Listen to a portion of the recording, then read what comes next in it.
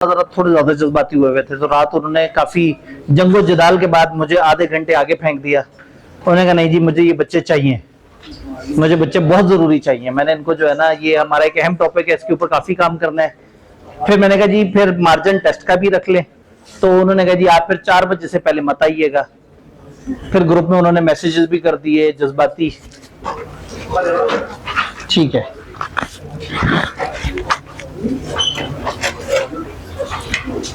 और मैसेज भी एक दिन का नहीं किया, 2 दिन का किया है। उन्होंने कहा जब तक चैप्टर 14 चल रहा है हमने बच्चों को तकलीफ देनी ही देनी है। तो फिर मैंने ये कहा था, मैंने कहा फिर टेस्ट थोड़ा सा छोटा कर लीजिएगा। तो मेरा ख्याल था कि शायद टेस्ट में थोड़ी सी एडजस्टमेंट निकाल ली हो उन्होंने, लेकिन वो आप लोगों को सुपरमैन बनाना चाह रहे हैं कि 55 मिनट का टेस्ट आपने 35 मिनट में करना है। कल ठीक है, हौसला हौसला हौसला, तो ठीक है, सही है। मुझे अंदाजा हो रहा है कि आप लोगों के साथ जुल्म हो गया है, लेकिन जो है ना ये एहतजाज आपने सही बंदे के सामने रिकॉर्ड करना है ना, उनसे कहना है कि साढ़े नाल सके आपने हमारे जज्बात के साथ जो है ना वो हम परेशान हो गए हैं, आपने हमारे कॉन्फिडेंस को खराब किया है। क्या करें हम, मतलब आप लोगों से एक्सपेक्ट करते हैं, चाहते हैं कि आप लोग जो है ना वो जरा थोड़े से स्ट्रेस के आदी बने। अभी तक नन्हे मुन्ने से चुन्ने मुन्ने से टेस्ट चल रहे थे, उसमें पास पेपर का सवाल भी डाल देते थे कि चलो इस वक्त जो है ना हर दिन टेस्ट देना थोड़ा ज्यादा तकलीफ दे, तो चलो जरा प्यार मोहब्बत से चलता रहे। लेकिन खैर मेरा ख्याल ये था कि टेस्ट एडजस्ट होके कोई 30-35 मिनट पे आ चुका होगा, लेकिन शायद फिर वो ये चाहते होंगे कि ये बच्चे जो है ना, ये अजीम बच्चे जिनको मैंने 1.5 घंटे पढ़ाया है, ये अब इस काबिल हो गए होंगे। तो चलें, असल में क्रैश कोर्स जो है वो, इसलिए हम इसको रिवीजन क्लासेस नहीं कहते। हम जब आईकेप में जाते हैं ना तो हम उसे कहते हैं रिवीजन क्लास। आईकेप में जब सेशन होते हैं या कुछ इस तरह से तो उसको रिवीजन क्लास कहते हैं, लेकिन जब हम यहाँ कॉलेज में करते हैं ना तो यहाँ हम फिर इसको क्रैश कोर्स का नाम देते हैं, कि क्रैश का मतलब ही ये है कि क्रैश कर देना है, फड़का फुड़कू के रख देना है, ठीक, ताकि आपको लगे कि आप लोग जो कर रहे हैं वो कुछ वाकई हैवी है। खुशी इस बात की है कि पता आप सही टाइम पे हैवी कर रहे हैं। ये वाले जज्बातियत जब आप अगस्त के एंड पे दिखाते हैं ना तो उस वक्त आपके बाकी सब्जेक्ट हाथ से निकल जाते। इतने जज्बाती होते आप और इतने जज्बाती हम होते उस वक्त जब आप सोचते हैं कि अब तो पानी सर से गुजर गया है, तो मुश्किल होती। तो खुशी इस बात की है कि हम इस वक्त जुलाई के आखिरी हफ्ते में हैं, और अगर हम इस वक्त थोड़ा सा जरा ज्यादा अलर्ट हो रहे हैं तो ये अच्छी बात है। एक दफा क्रिकेट में तबसरा करते हुए एक साहब ने कहा था, सारे के सारे जो है ना वो कहते लो जी ये आखिरी ओवर था, आखिरी ओवर में खामखा मैच हार गए। तो उन्होंने कहा कि जब भी आप डिफेंड कर रहे हैं और सामने वाली टीम जो है वो अपना एक स्कोर चेस कर रही है, तो अक्सर लोग कहते हैं जी आखिरी ओवर जो है ना फलाना बंदे ने ऐसे बुरा किया वैसे बुरा किया। आखिरी ओवर तो स्ट्रेस की गेम होती है। तो उसने कहा जितने भी अच्छे कैप्टन हैं वो ये नहीं देखते कि आखिरी ओवर कैसे देना है, वो ये देखते हैं कि सेकंड लास्ट ओवर कैसे देना है, क्योंकि सेकंड लास्ट ओवर गेम को टर्न कर देता है। क्योंकि लास्ट ओवर तो इतना पैनिक है कि अचानक से 2-3 उल्टे सीधे छक्के लग जाएंगे और जनाब आउट हो जाएंगे, या अचानक से एक बंदा पैनिक होकर कैच करवा देगा। तो आखिरी ओवर तो स्ट्रेस का इम्तिहान होता है। तो अच्छा कैप्टन वो होता है जो सेकंड लास्ट ओवर अपने टीम के सबसे बेस्ट बॉलर को देता है, कि जो आके सेकंड लास्ट ओवर में ही गेम इतनी कंट्रोल में कर ले कि लास्ट ओवर में अगला बंदा इतना पैनिक हो जाए कि वो दूसरा आराम से हार जाए और आप आराम से जीत जाए, या आपकी टीम रिलैक्स हो जाए जब आपने सेकंड लास्ट ओवर अच्छा गुजार लिया। तो यहां पे भी ऐसे ही है। जब आप ये जज्बातियत अगस्त के एंड पे दिखाएंगे तो कहानी आउट हो चुकी होगी। इस वक्त हम अपने सेकंड लास्ट ओवर में, ये सेकंड लास्ट ओवर अगर हमने इस वक्त तकलीफ गुजार ली तो आगे हमारा जो लास्ट ओवर है वो हमारे लिए थोड़ा सा कन्वीनियंट हो जाएगा। हम लास्ट ओवर में ज्यादा बेहतर तरीके से प्लान कर सकेंगे। आवाज क्लियर नहीं आ रही? हाँ जी, क्या आवाज आ रही है? आवाज अब आई है। मुझे लग रहा है कि वो बिल्ट इन उसकी स्पीकर की वॉइस का, यहां से मैंने पूरा ओपन किया है। नॉर्मली हाफ ओपन करने से अच्छी खासी आवाज आ रही होती है। स्पीकर भी थक गए हैं बेचारे। क्रैश कोर्स अटेंड करते करते जो है ना, यही साइड पे रख के मैं सोच लूं कि स्पीकर है ही नहीं तो मैं बाय डिफॉल्ट ऊंचा बोलूं। अब सही है? पहले से बेहतर है? नहीं, बस ठीक है। उन्होंने कहा सर से करतब करवाते हैं। लें जी, क्लैरिटी। उन्होंने कहा पैसे पूरे करने, क्रैश है तो सर को भी तो क्रैश कराए ना जरा। आप पेपर पास करने वाले बने, आप हमारी हिम्मतें चेक करेंगे इंशाल्लाह। एक बूढ़ा आदमी 2 घंटे तक यहाँ चलते फिरते क्लास करा भी रहा होता है, पढ़ा भी रहा होता है, दिमाग का काम भी कर रहा होता है, गले से भी चीख रहा होता है। आप बैठे बैठे थक जाते हैं, आप गेम खेलना शुरू। ठीक है, तो उसके बाद कहते हैं कि ये बाबे जान ही नहीं छोड़ रहे। हर फील्ड में जाके देखें तो बाबे जनाब हर तरफ छाए हुए हैं। और जो यंग जनरेशन है वो कहते हैं जी बाबे हमें ये जाते ही नहीं है, तो हम लोगों को अपॉर्चुनिटी मिलती नहीं है। वो बाबे मेहनत कर रहे हैं, वो एफर्ट कर रहे हैं, आप लोग ठंडे होते जा रहे हैं। मोबाइलों के अंदर घुस घुस के आप 1 घंटा बैठते हैं, कमर में दर्द शुरू हो जाता है। तो भाईजान आप अपने आप को एलिवेट करें, इन बाबों को हटा के आप लोगों ने आगे जगह संभालनी है। तो आप लोग तब आगे जगह संभालेंगे जब आप इन बाबों को मेहनत में शिकस्त देंगे। प्रॉब्लम ये है कि बाबे आज भी 40 साल की एज में भी आप लोगों से ज्यादा चल रहे हैं, आप लोगों से ज्यादा बोल रहे हैं, आप लोगों से ज्यादा मेहनत कर रहे हैं, और आप अपनी अर्ली जवानी में ही बिस्तर के होकर रह गए। आप में से किसी को सुबह उठते हुए ये तो नहीं होता कि अच्छा चलो 15-20 मिनट बाद उठ जाऊं, नहीं तो आधे घंटे बाद उठ जाओ, नहीं तो 1 घंटे बाद।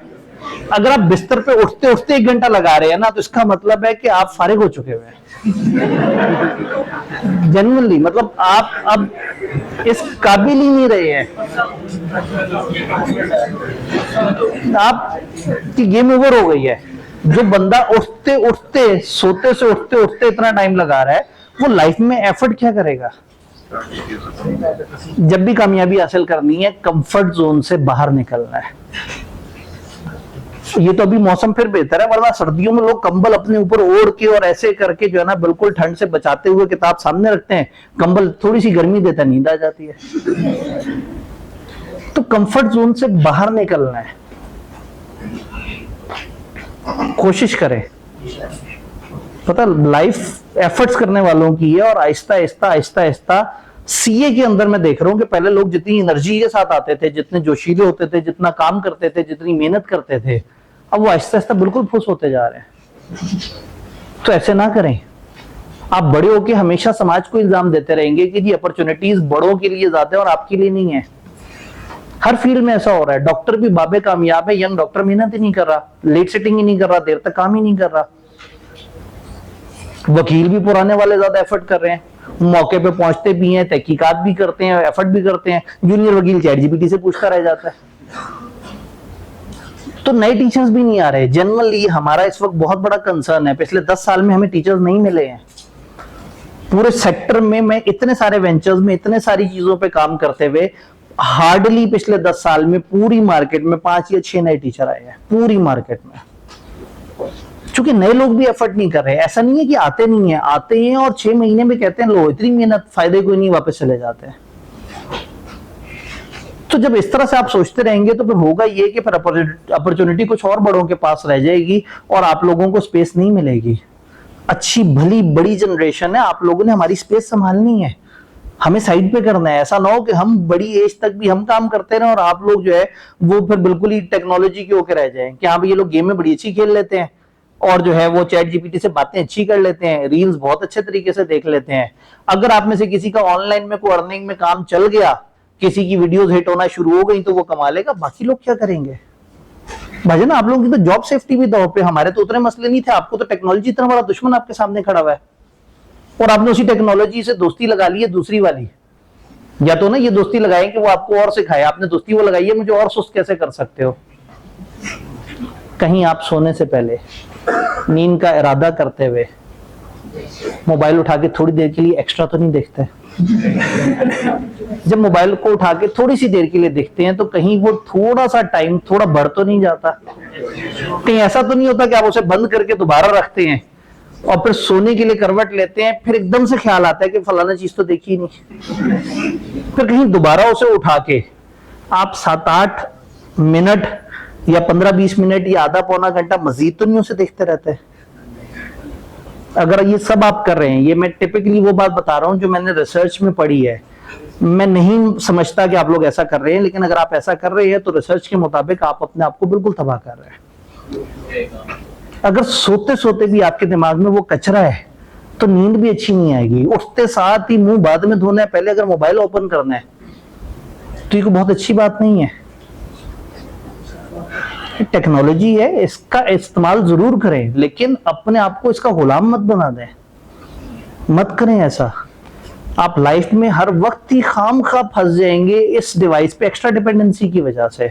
जरूर डिपेंडेंट हो अगर ये आपको कुछ अच्छा सिखा रही है, ये अगर आपको बेनिफिट दे रही है, इस पे जो एप्स हैं उससे आपको फायदा हो रहा है, इस पे अगर कॉलेज की ऐप है आप उससे लेक्चर देख रहे हैं, अगर इस पे चैट जीपीटी से आप अपनी ड्राफ्टिंग बेहतर करवा रहे हैं तो बहुत अच्छी बात है। लेकिन अगर आप इसे उठा के सोने से पहले 1-1.5 घंटा रील्स देख रहे हैं और उठने के बाद उठने मतलब मुंह हाथ धोने तक का सफर के दरमियान 1 घंटे का और मोबाइल का यूज हो गया है, आप सुस्त हो जाएंगे, आपको बिला वजह की कमर दर्द होना शुरू हो चुके होंगे, आपका हाथ यहां से दर्द करना शुरू हो गया होगा क्योंकि ऐसे करके मोबाइल देख रहे हैं। पिछले दिनों पता ही लगा कि बच्चों ने एक चीज बहुत ज्यादा खरीदारी करनी शुरू कर दी है। वो एक स्टैंड है, पीछे से बेड को पिक करता है और ऐसे करके आगे एक तार आ रही होती है और वो डिवाइस को पकड़ लेता है कि हाथ में ना पकड़ना पड़े, बस लेटे लेटे ऐसे करके अगली रील अगली रील अगली रील चला दी। ऑटो स्क्रॉल आ गया, वीडियो में ऑटो स्क्रॉल आ गया, वो मसला भी हल हो गया। नहीं तो वो वॉइस कमांड्स वगैरह आपने उसके थ्रू वो कर देना है। कभी मौका मिले ना एक मूवी देखिएगा, वॉल ई, एनिमेटेड मूवी है वॉल ई।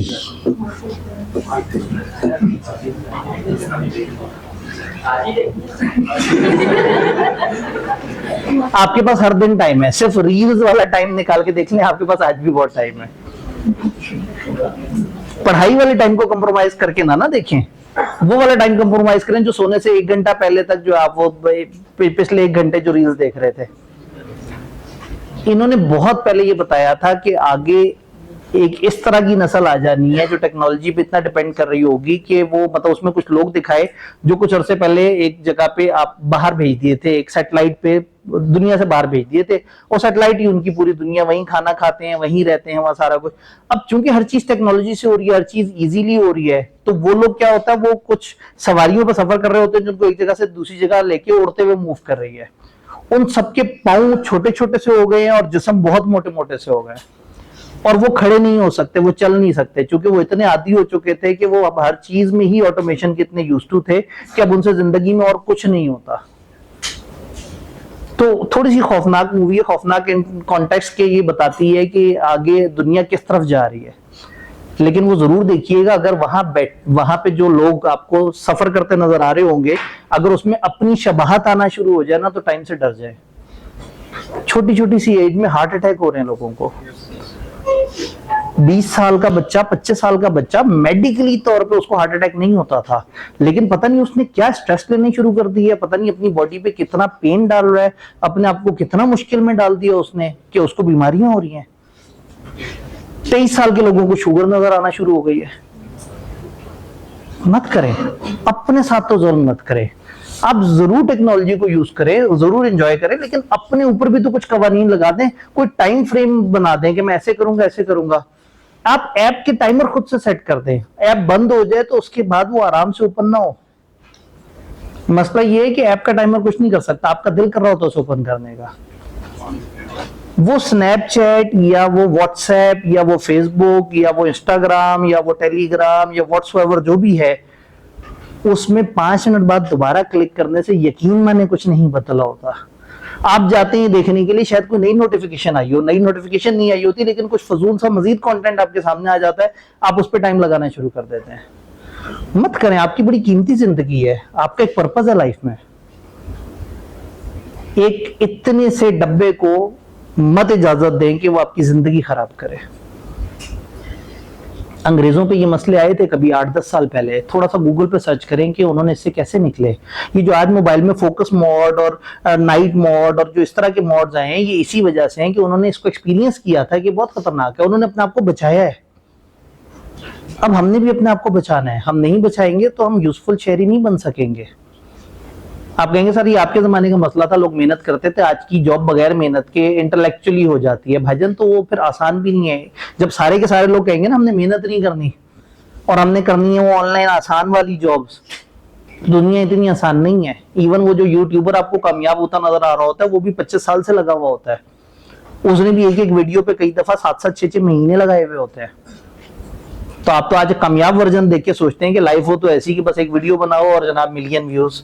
वो गरीब ने भी 10 साल लगाए हुए होते हैं, 10 साल के बाद जाके उसकी पहली वीडियो प्रॉपर तरीके से हिट हुई होती है।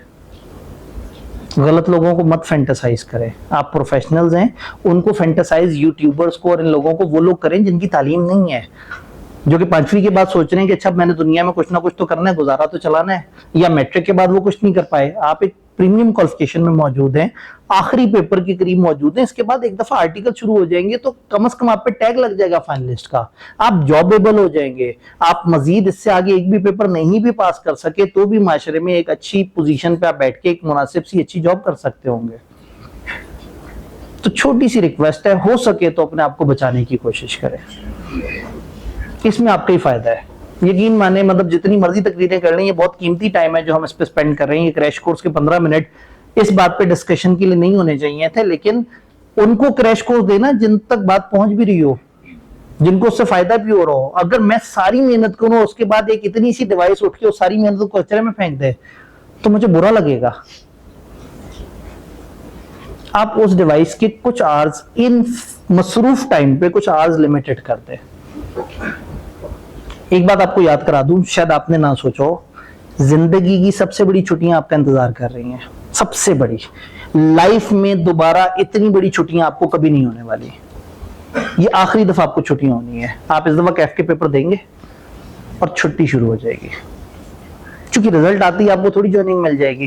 रिजल्ट आने के बाद किसी को महीने बाद, किसी को 25 दिन बाद, किसी को 2 महीने बाद, किसी को 4 महीने बाद, 3 महीने बाद, अलग अलग टाइम जोन चल रहे होंगे।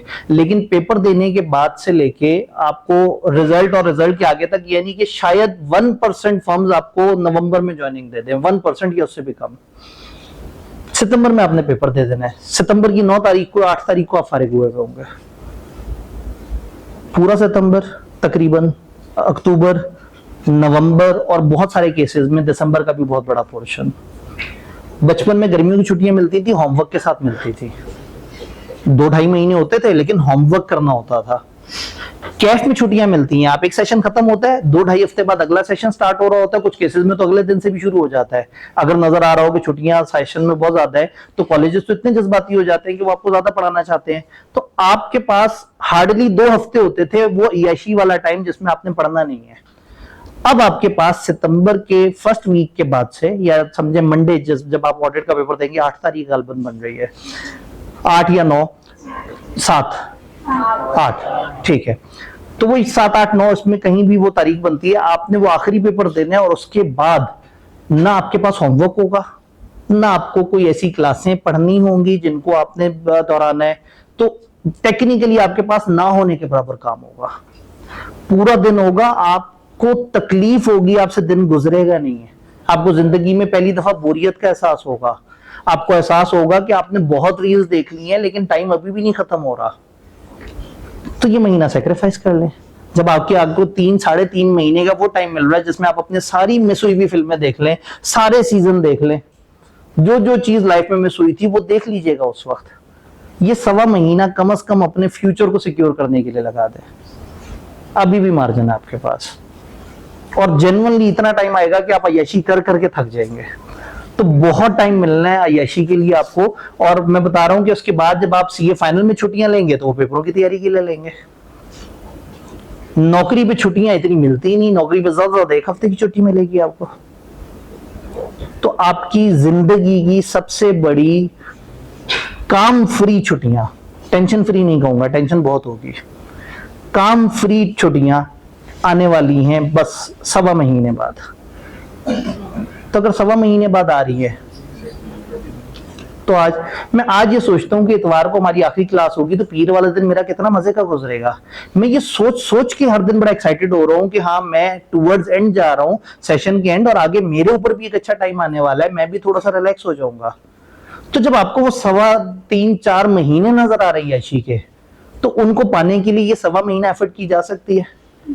वो 3.25-4 महीने बहुत बुरे गुजरेंगे अगर ये 1.25 महीना आपने अच्छा काम नहीं किया, पेपर गंदा दे दिया और आपने अनसर्टेनिटी में अक्टूबर का एंड तक गुजारा ना, कि हर दिन नहीं समझ आ रहा कि मैं क्वालिफाई कर रहा हूं या नहीं कर रहा कैफ।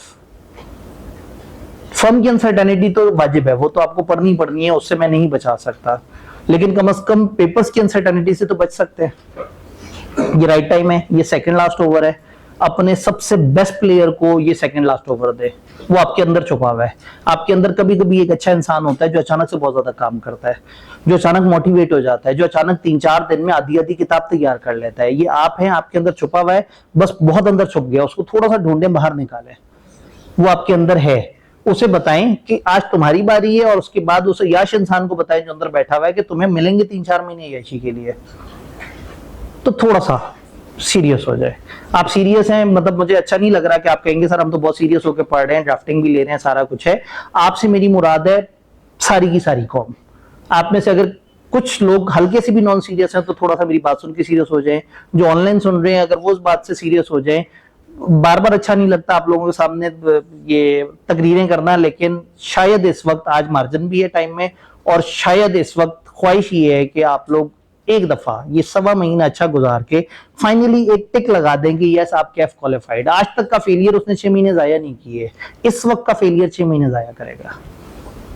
और इस एरा में जिसमें 3.5 साल के आर्टिकल्स आपको मौत की तरह से तवील महसूस हो रहे हैं, तो 6 महीने आपसे हजम ही नहीं होंगे। आप बर्दाश्त ही नहीं कर पाएंगे कि आपकी लाइफ में बिला वजह 1-6 महीने अलग से ऐड हो जाए। पहले इतने कैरियर पाथ मुश्किल हुए हैं, पहले ही आपको लग रहा है कि सीए की जर्नी काफी लंबी है, तो अपनी वजह से तो उसको मजीद 6 महीने लंबा ना करें। कोशिश करें, आप अगर कम पढ़ते थे 3 घंटे पढ़ते थे 5 घंटा पढ़ना शुरू कर दें। आप अगर नॉन सीरियस ज्यादा देर रहते थे तो दिन में कुछ अरसा नॉन सीरियसनेस वाला टाइम उठा के सीरियस जोन में वो कर दें। 1.25 महीने के लिए अपनी आदतें बदलने में कोई मसला नहीं है। यही पीएसएल के मैच शुरू हो जाए ना और सुबह 5 बजे पहले वो स्टार्ट हो रहा हो मैच, तो आप रात टाइम से सोया भी करेंगे, सुबह टाइम पे उठा भी करेंगे और बाकायदगी से मैच भी देखेंगे। वो चीजें आपको स्ट्रक्चर कर देती हैं, और आपकी अपनी तालीम, आपका अपना कैरियर, आपका अपना फ्यूचर आपको स्ट्रक्चर नहीं कर रहा। अगर वो स्ट्रक्चर नहीं कर रहा तो वालिदैन से मुलाकात करके उनसे सोच लें कि वो आपके बारे में क्या सोचते हैं। शायद उनके जज्बात आप लोगों को सीरियस कर रहे हैं। और अगर इनमें से कुछ सीरियस नहीं कर रहा तो सॉरी, आप इंसान है ही नहीं। आप बस घसीट रहे हैं जिंदगी, आप बस चल रहे हैं। अगर आपको वालिदैन की खुशी भी नहीं समझ आ रही, उनके जज्बात भी नहीं समझ आ रहे, अपनी जिंदगी तबाह होती भी नहीं समझ आ रही, आप एक ठंडे सुस्त आदमी के तौर पे जिंदगी गुजारना चाह रहे हैं, तो ठीक है, बस एक जानवरों की सी जिंदगी है जो आप जैसे तैसे गुजार ही लेंगे। इंसानों के मकसद होते हैं, उस मकसद पे वो काम करते हैं, उस पे एनर्जी लगाते हैं। वो एनर्जी लगाएं। आप बहुत अच्छे लोग हैं, थोड़ी सी और अच्छाई ले आए। पता है, मार्जिन मत छोड़ें। आप 80% एफर्ट कर रहे हैं, मैं कहता हूँ 90% करके फॉर श्योर पास कर रहे हैं। डन। गोइंग कंसर्न की तरफ आते हैं। आज चैप्टर नंबर 14 के 500 सीरीज हमारा टारगेट है, और एक छोटा सा नन्ना मुन्ना सा चैप्टर 15 है जो हमारे टारगेट में है। क्या पीछे वाले भाइयों का आवाज आ रही है? ठीक है। अब उन्होंने अपने कान खुद ही से तेज कर लिए। उन्होंने कहा इतनी तकरीर के बाद जो है ना, हमें जो है ना वो अगर आवाज नहीं आएगी तो सर कहेंगे तुम्हारे कान भी सुस्त हो चुके हुए। हम इतने बुरे नहीं है। आप जो है ना सोचते होंगे ये लोग बहुत ज्यादा हमें सुनाते हैं। अपने बच्चों की तरह से प्यार है। मेरे बच्चे भी इसी तरह से कर रहे होंगे, ऐसे ही सुस्त होंगे, मैं उनको ऐसे ही सुनाऊंगा। आप लोग मंजिल के करीब पहुंचे नजर आ रहे हैं। मैं इतनी लंबी लंबी बातें सीलो वाली क्लास में नहीं करता। यहाँ मुझे नजर आता है कि ये लोग बस थोड़ा सा धक्का और लगाएंगे और ये कैफ करके अपने अगले जोन में चले जाएंगे। इनकी लाइफ कम से कम एक पटरी पे चल जाएगी। फिर उसके बाद लाइफ में जो प्लस माइनस होगा, कम से कम आपका कैरियर चल पड़ेगा।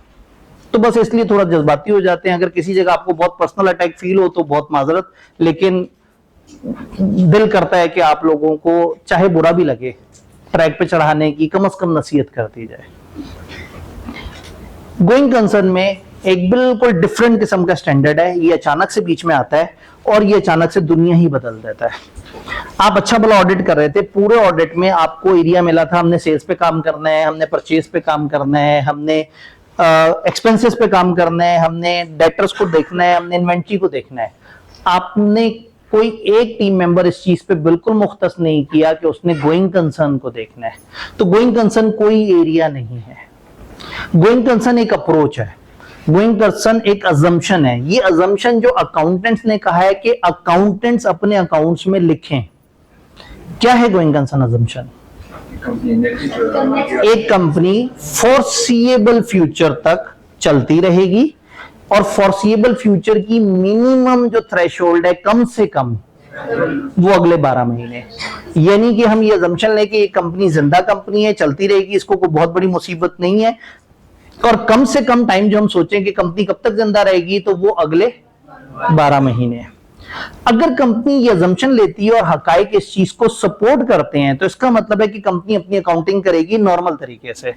नॉर्मल तरीका क्या है? सेल्स को इस वैल्यू पे रिकॉर्ड करो, परचेज को इस वैल्यू पे रिकॉर्ड करो, एसेट्स को इस वैल्यू पे रिकॉर्ड करो। अब ये एसी तो रिकॉर्ड हुआ हुआ है बुक वैल्यू पे।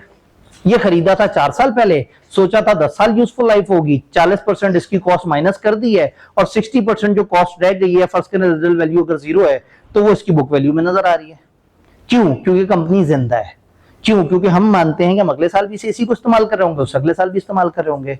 लेकिन अगर आपको पता लग जाए कि नहीं, हमारी कंपनी की लाइफ तो 5 महीने बाद खत्म होने वाली है, तो अगर कंपनी की लाइफ 5 महीने बाद खत्म होने वाली है, तो ये एसी की जो इस वक्त वैल्यू आप अकाउंट्स में दिखा रहे हैं, ये मिसलीडिंग है। शायद इस वक्त आपको देखना होगा कि एसी को मुझे फौरन उतार के बेचना पड़े तो कितने का बिकेगा। तो इसी तरह से एक लायबिलिटी जो आपको पता था 3 साल बाद मैंने ये पैसे अदा करने हैं, लेकिन अगर कंपनी 3 महीने बाद अनाउंस कर देती है कि हम बंद होने वाले हैं, तो वो पैसे कब अदा करने होंगे? फौरन। तो जिसको मैंने लॉन्ग टर्म लायबिलिटी बोला था अकाउंट्स में, वो शॉर्ट टर्म बन जाएगी। जिसको मैंने बुक वैल्यू पे दिखाया था, उसको रिप्लेसमेंट वैल्यू पे दिखाना पड़ जाएगा। लायबिलिटीज को सेटलमेंट अमाउंट पे दिखाना पड़ जाएगा। इसका मतलब है कि अगर हमने अपने यूजर्स के साथ सच बोलना है और हम गोइंग कंसर्न नहीं है, तो हमें अपने अकाउंट्स उस तरीके से नहीं बनाने जैसे इंटरनेशनल स्टैंडर्ड ने कहा है। इंटरनेशनल स्टैंडर्ड्स ही हमें ये कहते हैं कि if you are not a going concern, तो आप अपने अकाउंट्स डिफरेंट बेसिस पे ले जाएंगे। समटाइम आप कैश बेसिस पे ले जाते हैं, समटाइम आप उसको replacement, realisable value, saleable value, for sale value, अलग अलग तरह के फ्रेमवर्क्स पे ले जाते हैं। तो अगर एक कंपनी गोइंग कंसर्न नहीं है, तो उसके अकाउंट्स एब्सोल्युटली यू टर्न ले जाएंगे, बिल्कुल ही शक्ल बदल जाएगी, सारी एडजस्टमेंट बदल जाएंगी, सारे face of the financial statement में तब्दीली आ जाएगी। तो गोइंग कंसर्न अजम्पशन इतनी बड़ी और इतनी परवेसिव अजम्पशन है कि अगर ये अजम्पशन गलत है, तो इसका मतलब है पूरे अकाउंट्स गलत बने हुए हैं, और अगर ये अजम्पशन सही है, तो हम मान सकते हैं कि अकाउंट सही है। ये अजम्पशन है अकाउंटेंट्स की। अब ऑडिटर ने ये देखना होता है कि क्या फाइनेंशियल स्टेटमेंट ठीक बने हुए हैं। फाइनेंशियल तब ठीक बने हुए होते हैं जब वो यूजर को सही बता रहे होते हैं। तो अगर एक कंपनी गोइंग कंसर्न नहीं है और वो कहते हैं हम गोइंग कंसर्न है, तो उनके अकाउंट्स तो झूठे हो गए। तो इसका मतलब है कि गोइंग कंसर्न पे मुझे गौर फिक्र तो करनी पड़ेगी। अब एक ऑडिटर गोइंग कंसर्न को लेके क्या करता है? ऑडिटर अपनी जिंदगी नॉर्मल जी रहा होता है जब तक अचानक से कोई खौफ नजर नहीं आता।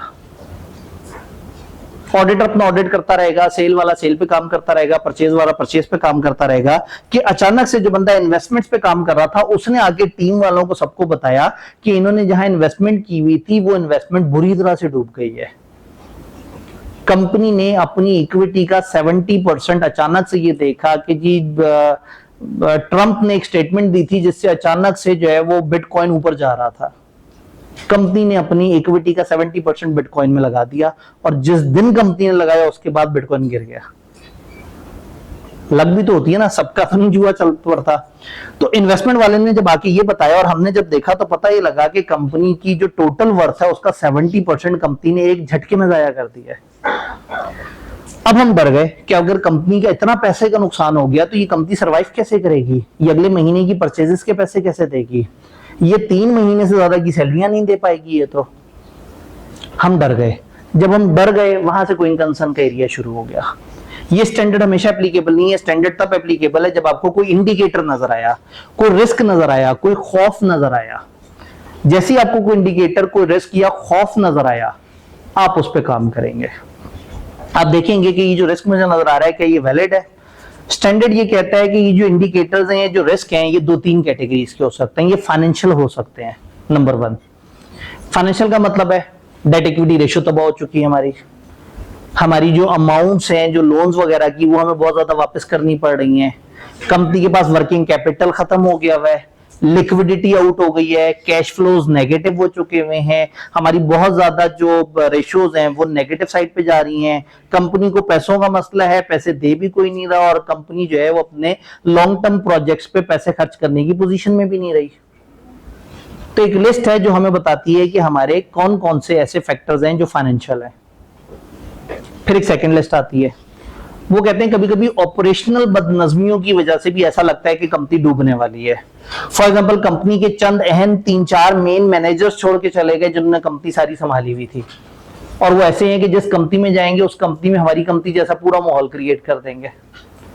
कंपनी को एक खास सप्लायर से माल मिलता था, सप्लायर ने कहा मैंने आपको माल नहीं देना, और वो अकेला सप्लायर था पूरे पाकिस्तान में, उसके अलावा सप्लायर कोई नहीं। आपके सप्लायर्स ने कह दिया कि हम आपको माल तो देंगे लेकिन कैश पे देंगे, क्रेडिट पे नहीं देंगे। आप पे भरोसा उनका खत्म हो गया। मार्केट में कंपनी की कोई नेगेटिव रिप्यूट शुरू हो गई, अचानक से सोशल मीडिया पे कैंपेन चली और वो कैंपेन ऐसे चली कि लोगों ने आपका बाइकआउट करना शुरू कर दिया। आपके एचआर में कोई मसले मसाइल आ गए, आपके लोग आपस में लड़ पड़े, आपके जो टीम्स थी उनके अंदर बड़े ज्यादा क्लैशेस आ गए, मार्केट का आपके ऊपर ट्रस्ट खत्म हो गया, एक बड़ा सक्सेसफुल कंपेटिटर आ गया, उसने बड़ी अच्छी क्वालिटी की प्रोडक्ट सस्ते में दी, लोग आपको आहिस्ता आहिस्ता भूलते जा रहे हैं। तो ये सेकंड फैक्टर है, ऑपरेशनल इश्यूज। थर्ड फैक्टर है, इसके अलावा भी कुछ और अदर ऐसे इश्यूज हो सकते हैं जिसका ऑपरेशन से ताल्लुक नहीं है और वो आपके कंट्रोल में भी नहीं है। गवर्नमेंट अचानक से कह दिया कि आप जो कर रहे हैं वो बैन हो गया, अब ये काम नहीं होगा पाकिस्तान में, या गवर्नमेंट ने आपको अचानक से रीलोकेट कर दिया कि इस जगह नहीं, आपने किसी और जगह जाना है, आपका मोड ऑफ सर्विस चेंज कर दिया, टैक्स इतने जालिम इंपोज कर दिए कि अब बिजनेस करना इम्पॉसिबल हो गया।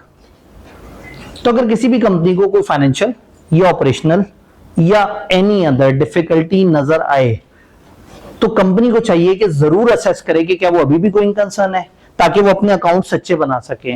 तो बीइंग ऑडिटर अगर मुझे इनमें से कोई इंडिकेटर नजर आए तो मुझे अलर्ट होना है। अलर्ट होते साथ ही मैं पहुंच जाऊंगा मैनेजमेंट के पास और उनसे कहूंगा मैंने अभी तक आपको तंग नहीं किया था गोइंग कंसर्न को लेके, लेकिन अब मुझे डर लग रहा है, ये 4 बातें मुझे पता लगी हैं, ये मुझे डरा रही हैं। वो एक हॉस्पिटल था, हमने कहा जी एक बात हमें ये पता लगी है कि आपके 5 मेन डॉक्टर्स में से 3 डॉक्टर आपको छोड़ के चले गए। नंबर 2, एक बच्चे की यहाँ पे आईसीयू में डेथ हुई थी, उसकी इस वक्त इंटरनेट पे खबरें हैं और सारे आपके हॉस्पिटल पे लान तान कर रहे हैं। नंबर 3, हमें पता ये लगा है कि आपका जो एक बड़ा इन्वेस्टर था वो इन सारी चीजों की वजह से घबरा के भाग गया है और उसने अपने पैसे आपसे वापस मांग लिए हैं कि मुझे पैसे दो, और आपको वो पैसे अरेंज नहीं हो रहे आपसे। चौथा ये कि आपका जो एडमिनिस्ट्रेशन का जो हेड था, जो सारी चीजों को एडमिनिस्ट्रेटिवली हैंडल करता था, उससे आपका झगड़ा हो गया और उसने कहा कि ठीक है फिर मेरे बगैर चला के दिखा दो हॉस्पिटल।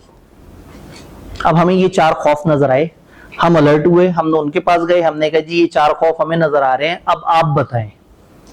जब आप उन्हें कहेंगे कि हमें ये 4 खौफ नजर आ रहे हैं तो वो कहेंगे नहीं नहीं आपको नजर आ रहे हैं, हमें नजर नहीं आ रहे। वो अगर इतना इजी बैठे हुए और कह रहे हैं कि we are a going concern, तो इन्होंने कुछ सोल्यूशन निकाला होगा उसका। मैं कहूंगा सर मुझे अपनी असेसमेंट दिखाएं, आपने कोई असेसमेंट बनाई है, वो एक कागज दिखाएंगे कि उसमें उन्होंने कहा होगा हमने असेस किया है कि हमारा कोई मसला नहीं। मैं देखूंगा उस असेसमेंट में ये फैक्टर्स हैं जो मुझे नजर आए हैं, अगर हैं तो मैं उनसे पूछूंगा इसका सोल्यूशन क्या है, और अगर ये फैक्टर उस असेसमेंट में नहीं है तो मैं उनसे तड़प के कहूंगा कि भाई आपको नहीं लगता इतना बड़ा फैक्टर है कि आपको गोइंग कंसर्न को दोबारा से असेस करना चाहिए। फिर जब वो अपनी असेसमेंट लेके सामने आएंगे और वो कहेंगे कि हमने असेस किया और ये 4 मसले आपने बिल्कुल सही कहा है, लेकिन हमने इसके सोल्यूशन निकाल लिए हैं। ऑडिटर कहेगा बहुत बहुत शुक्रिया, मैं वही से टेंशन ले गया था, वापस जाके अपने कमरे में बैठ जाएगा।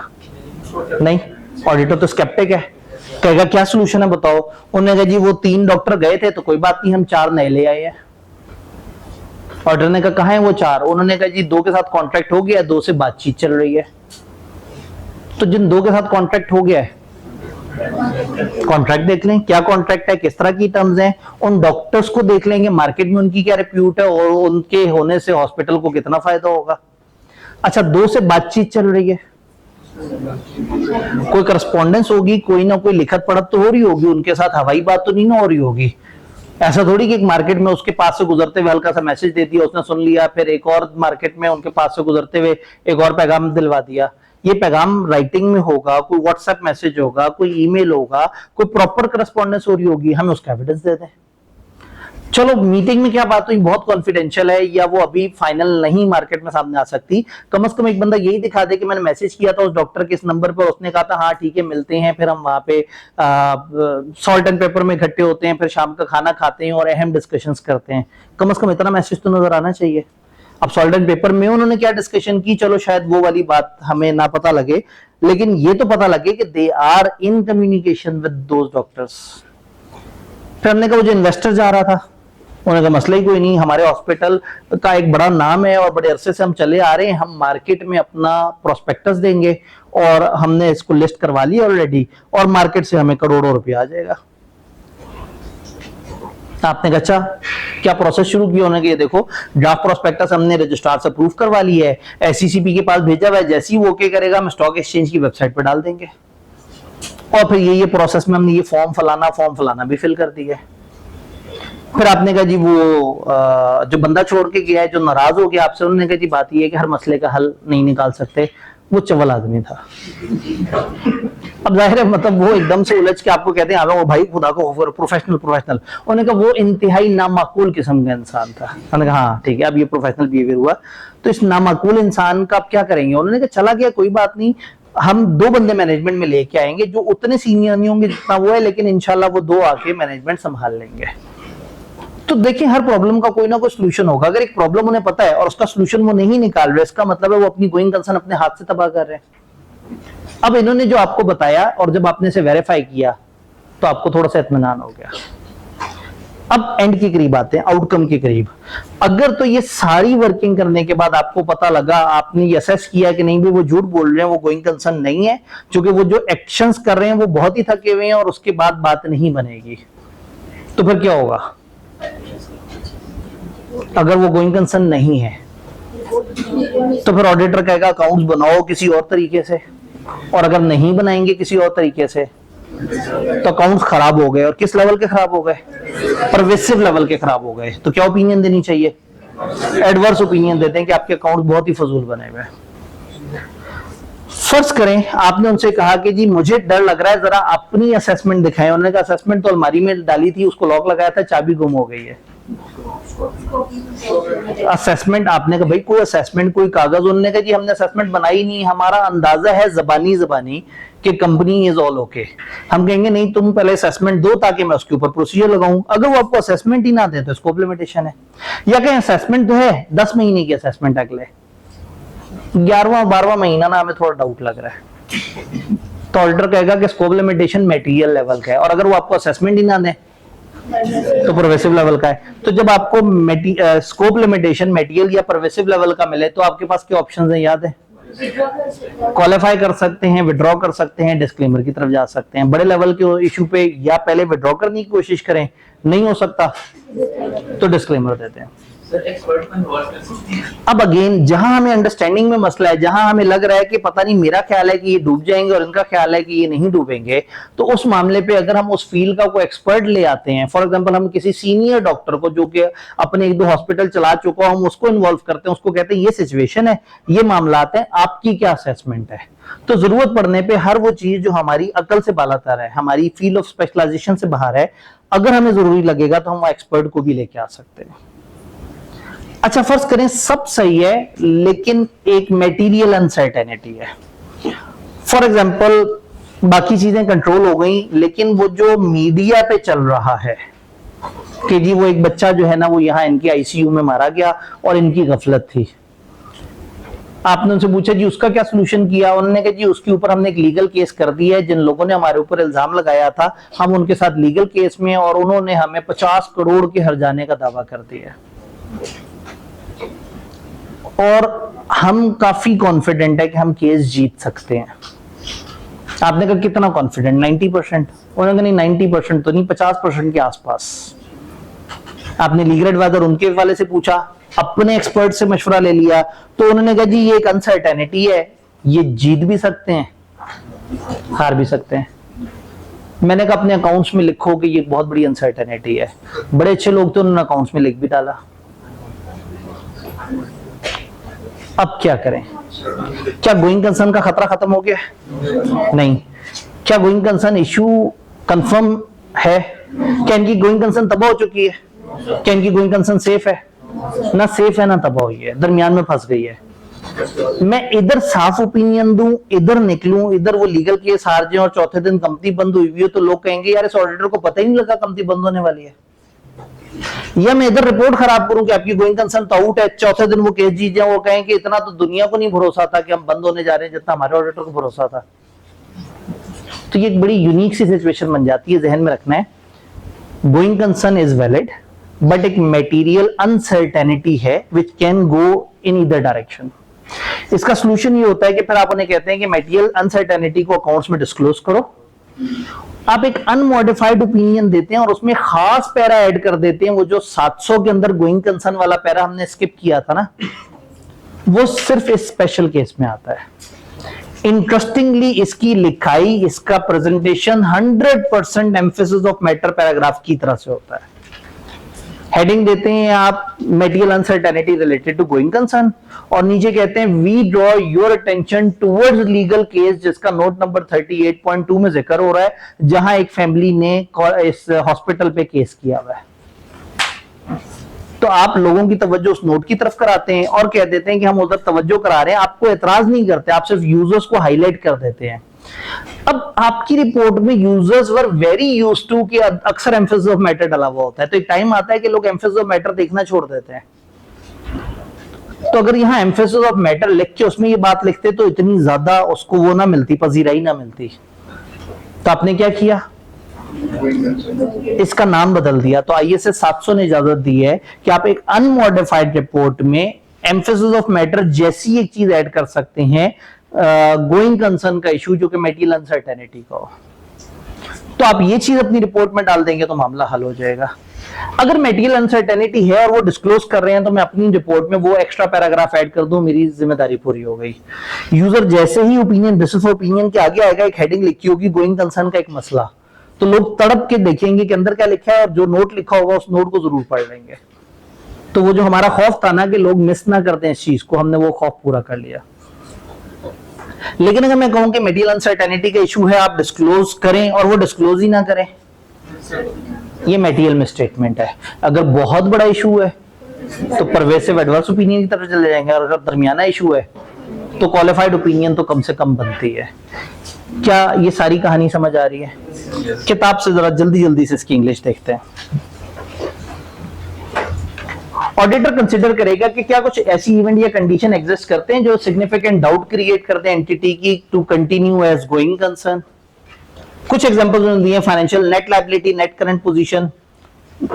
जैसे नेट एसेट्स होते हैं ना, एसेट्स माइनस लायबिलिटी, ऐसे नेट लायबिलिटी होती है, लायबिलिटी माइनस एसेट्स।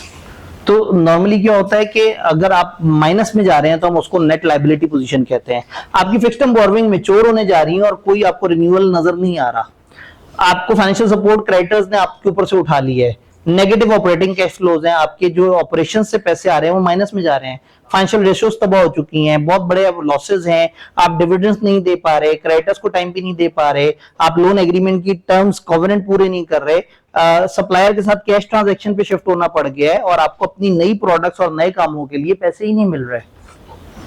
चंद निशानियां।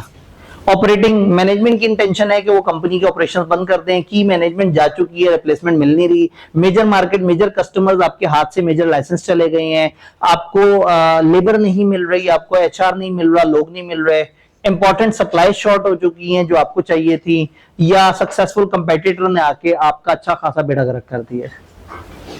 अदर्स में non compliance with capital other statutory requirement, law ने कहा था कैपिटल और अदर रिक्वायरमेंट ये फॉलो करो, आपने फॉलो नहीं की। लीगल केसेस वो आपके ऊपर चल रहे हैं, लॉ में कुछ चेंजेस आ गई हैं, या कुछ ऐसे डिजास्टर है, या तो वो अनइंश्योर्ड थे या अंडर इंश्योर्ड थे, तो आपको उससे वो पूरी रिकवरी नहीं मिली। तो ये वो चंद फैक्टर्स हैं जिनमें से कोई एक दो फैक्टर्स भी आ गए तो ऑडिटर अलर्ट होगा, अलर्ट होकर उनके पास कहेगा हाँ भी आप अपनी असेसमेंट दिखाएं। ऑडिटर डिटरमाइन करेगा कि क्या मैनेजमेंट ने कोई परफॉर्म अपनी असेसमेंट की है कोई कंसर्न वाली, अगर ये परफॉर्म हुई है तो देखेंगे कि क्या मैनेजमेंट ने ये इवेंट जो मुझे नजर आए हैं लिखे हैं उसमें, और अगर हैं तो क्या प्लान है, उनको एड्रेस कैसे करेंगे। और अगर उन्होंने असेसमेंट बनाई ही नहीं है तो फिर मैं उनसे वो कहूंगा कि भैया फिर गोइंग कंसर्न बेसिस की क्या असम्पशन है, और ये जो इवेंट या कंडीशन मेरे जहन में क्या आप उसको सोच रहे हो, अगर नहीं सोच नहीं बना रहे तो गलत बात हो जाएगी। एडिशनल प्रोसीजर, जब इवेंट या कंडीशन आइडेंटिफाई होंगे और कोई अनसर्टेनिटी या इस तरह के मसले आपको लग रहे होंगे तो आप एक दफा जरा देख लें उनके कैश फ्लोज वगैरह कैसे हैं, लेटेस्ट इंटरम फाइनेंशियल्स देख लें, मिनट्स पढ़ लें, डिबेंचर होल्डर्स की जो मुलाकातें हैं, शेयर होल्डर्स की मुलाकातें हैं उसको समझने की कोशिश करें, लीगल एडवाइजर से जाके पूछ लें, इनके प्लान्स देख लें, इनके कैश फ्लो को देख लें, अगेन जो जो इन्होंने अपने सोल्यूशन बताए उसको चेक करने के लिए इन सारी चीजों पे काम कर लें। जब आप इन पे काम कर चुके होंगे तो फाइनली आप ओपिनियन देने की पोजीशन में आ जाएंगे।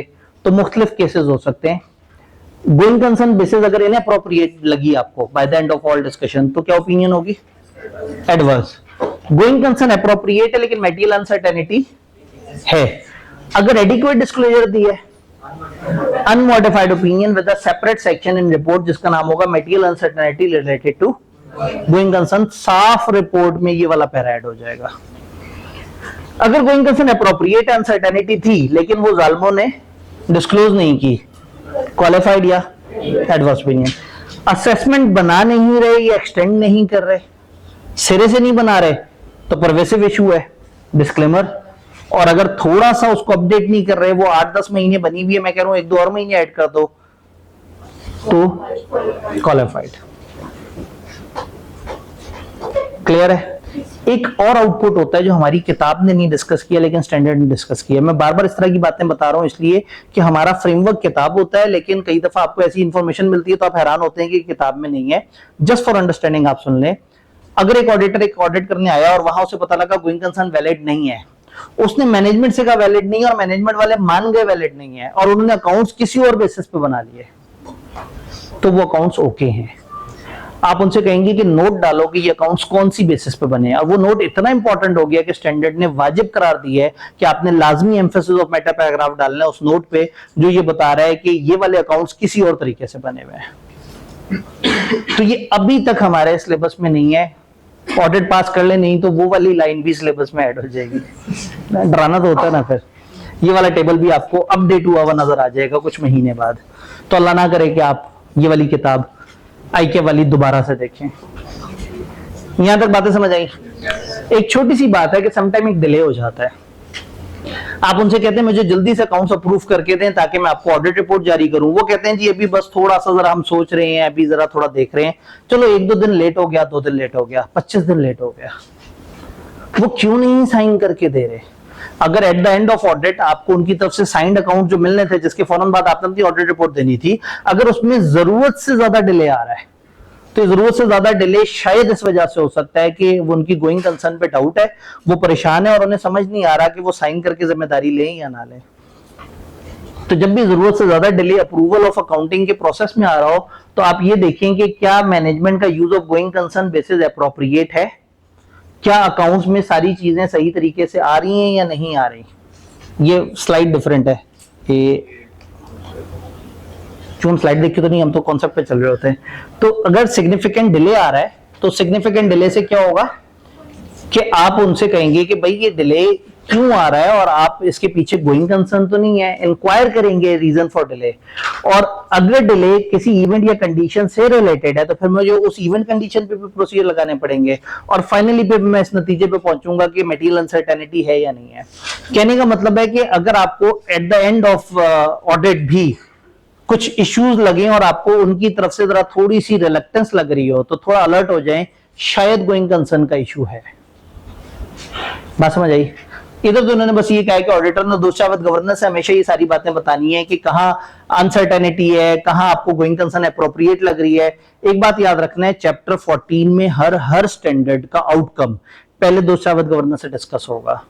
भले वो की ऑडिट मैटर है, भले वो एम्फेसिस ऑफ मैटर है, भले वो साफ रिपोर्ट है, भले वो खराब रिपोर्ट है, सब्सीक्वेंट इवेंट का कोई मसला है या गोइंग कंसर्न का कोई मसला है या रिटर्न रिप्रेजेंटेशन का कोई मसला है, इस चैप्टर में जितने भी 7 स्टैंडर्ड्स मौजूद हैं, ये 7 के 7 स्टैंडर्ड में आपने हमेशा दोषावत गवर्नेंस को लूप में लेना होता है, क्योंकि दिस इज अबाउट आप अपनी रिपोर्ट में क्या लिखने जा रहे हैं, तो आपने जरूर उनको एतमाद में लेना होता है। डन? तो ये गोइंग कंसर्न है। गोइंग कंसर्न को जब आप पास पेपर में देखेंगे तो आपको बहुत ज्यादा सवाल नजर नहीं आएंगे। उसके पीछे 2-3 रीजन है। एक रीजन ये है कि बड़े अरसे तक ये हमारे सिलेबस में नहीं रहा। जी एक मिनट, एक दूसरी रीजन भी है। वो रीजन ये है कि गोइंग कंसर्न का कई दफा सवाल वो 705-6 वाले पैटर्न में थोड़ा सा मिक्स कर देते हैं। 3 सिनेरियो दिए वहां उन्होंने एक सवाल में कि बताओ ऑडिटर क्या करेगा और क्या ओपिनियन देगा। एक सिनेरियो में थोड़ा सा गोइंग कंसर्न वाली चीज भी डाल दी, आपने थोड़ी सी स्टैंडर्ड वाली बातें वहां लिखी, तो उन्हें लगा कि हमने गोइंग कंसर्न को अपने छोटे से सिनेरियो में पूछ लिया। तो आपको गोइंग कंसर्न पे को बहुत ज्यादा सवाल नहीं नजर आ रहे होंगे, लेकिन अहम एरिया है और कभी भी आईकेएप अगर सवाल बनाए तो 8, 10, 12 नंबर का सवाल गोइंग कंसर्न पे बड़े आराम से बन सकता है। ये जो 500 सीरीज की 3 स्टैंडर्ड है ना, 560, 570, 580, इसमें 560 और 580 आईकेएप को बहुत पसंद है। 570 की तरफ ध्यान थोड़ा सा कम जाता है, थोड़ा सा कम जाता है, लेकिन बहरहाल इसका ये मतलब नहीं है कि जाएगा नहीं ध्यान। सवाल क्या था?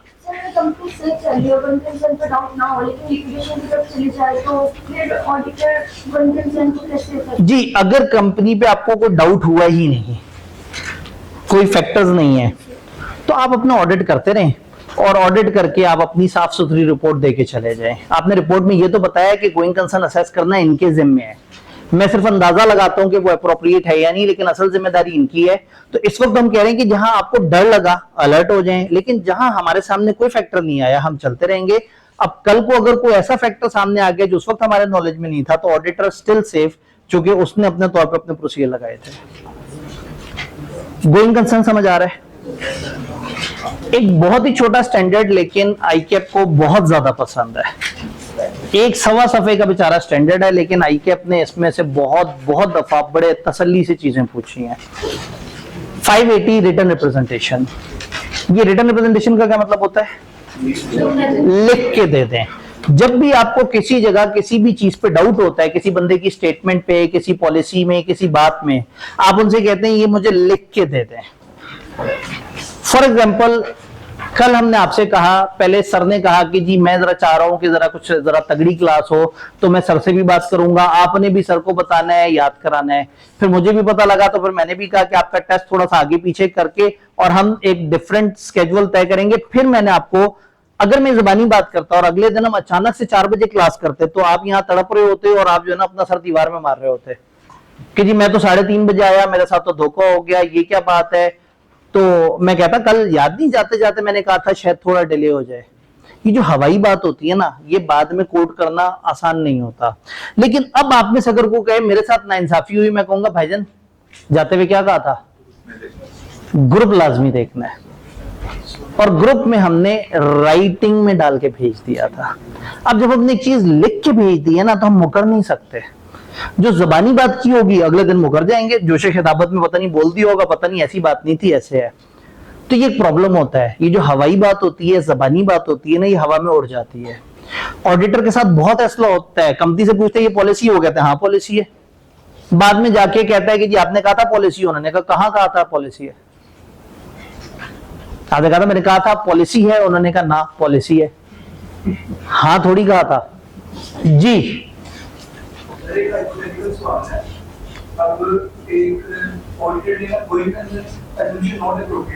Going concern assumption non appropriate है, सवाल है।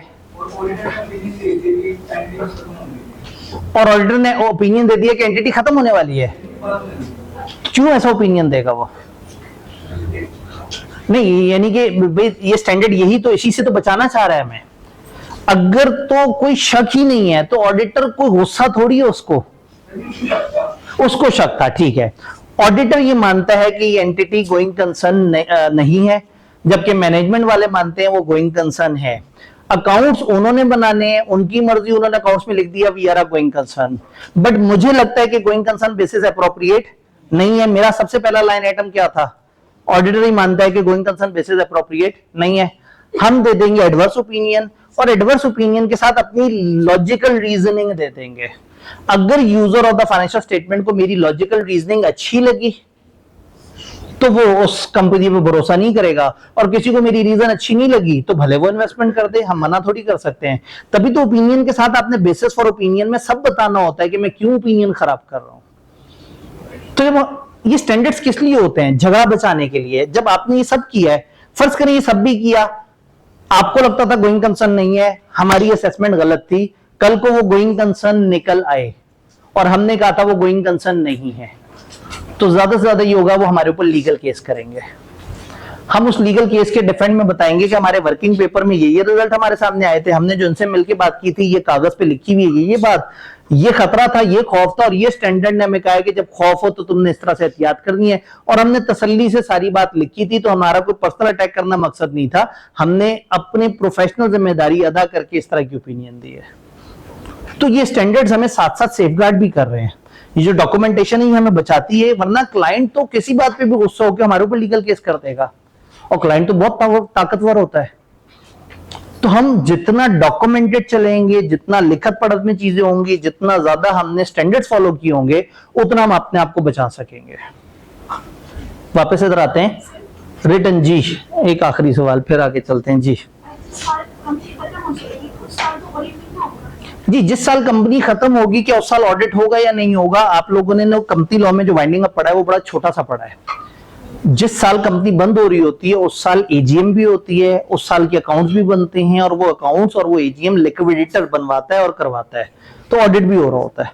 तो ऐसा नहीं है कि अगर कंपनी बंद हो रही है तो उसको ऑडिट नहीं होता। लिक्विडेटर के ऑफिशियल प्रोसीजर्स में होता है कि उसने ऑडिट करवाना है। उस वक्त ऑडिट अकाउंट्स का नहीं होता, रिसीट एंड पेमेंट अकाउंट का होता है। कंपनी अपनी अकाउंटिंग को छोड़ देती है और शिफ्ट हो जाती है रिसीट एंड पेमेंट अकाउंट पे। जी, रिटर्न रिप्रेजेंटेशन में हमने क्या कहा? लिख के दे दो। जहां हमें डाउट है हम क्या कह रहे हैं? लिख के दे दें। हमें कहां कहां डाउट हो सकता है? गोइंग कंसर्न में फलाना फैक्टर को कंसीडर किया या नहीं किया, हम उनसे लिखवा लें। एस्टीमेट्स में कुछ जगह एस्टीमेट है, वो एस्टीमेट कुछ अजम्पशंस पे बेस कर रहे होते हैं, हम वो उनसे लिखवा लें। रिलेटेड पार्टीज के बारे में कि जी क्या उन्होंने सारी अपनी वर्किंग पूरी कर ली है रिलेटेड पार्टीज की। फ्रॉड के बारे में कि जो जो उन्होंने असेस किया था वो हमें बता दें। एक्सपर्ट, सब्सीक्वेंट इवेंट, यानी कि इसका मतलब है कि ये एक छोटा एरिया नहीं है, किसी भी चीज पे जरूरत पड़े तो आप रिटन रिप्रेजेंटेशन लिखवा सकते हैं। ज्यादातर तब होती है जब आपको कोई एविडेंस सिरे से ही नहीं मिल रहा होता, तो आप उनसे लिखवा लेते हैं कि आप इस चीज की जिम्मेदारी लेंगे या नहीं लेंगे। जैसे एक बड़ी सिंपल सी एग्जांपल है कि एक इन्वेस्टमेंट शॉर्ट टर्म इन्वेस्टमेंट इसलिए होती है कि आपने साल में बेचनी होती है। उसी इन्वेस्टमेंट की क्लासिफिकेशन लॉन्ग टर्म इन्वेस्टमेंट कब होती है? जब आपने साल में नहीं बेचनी होती।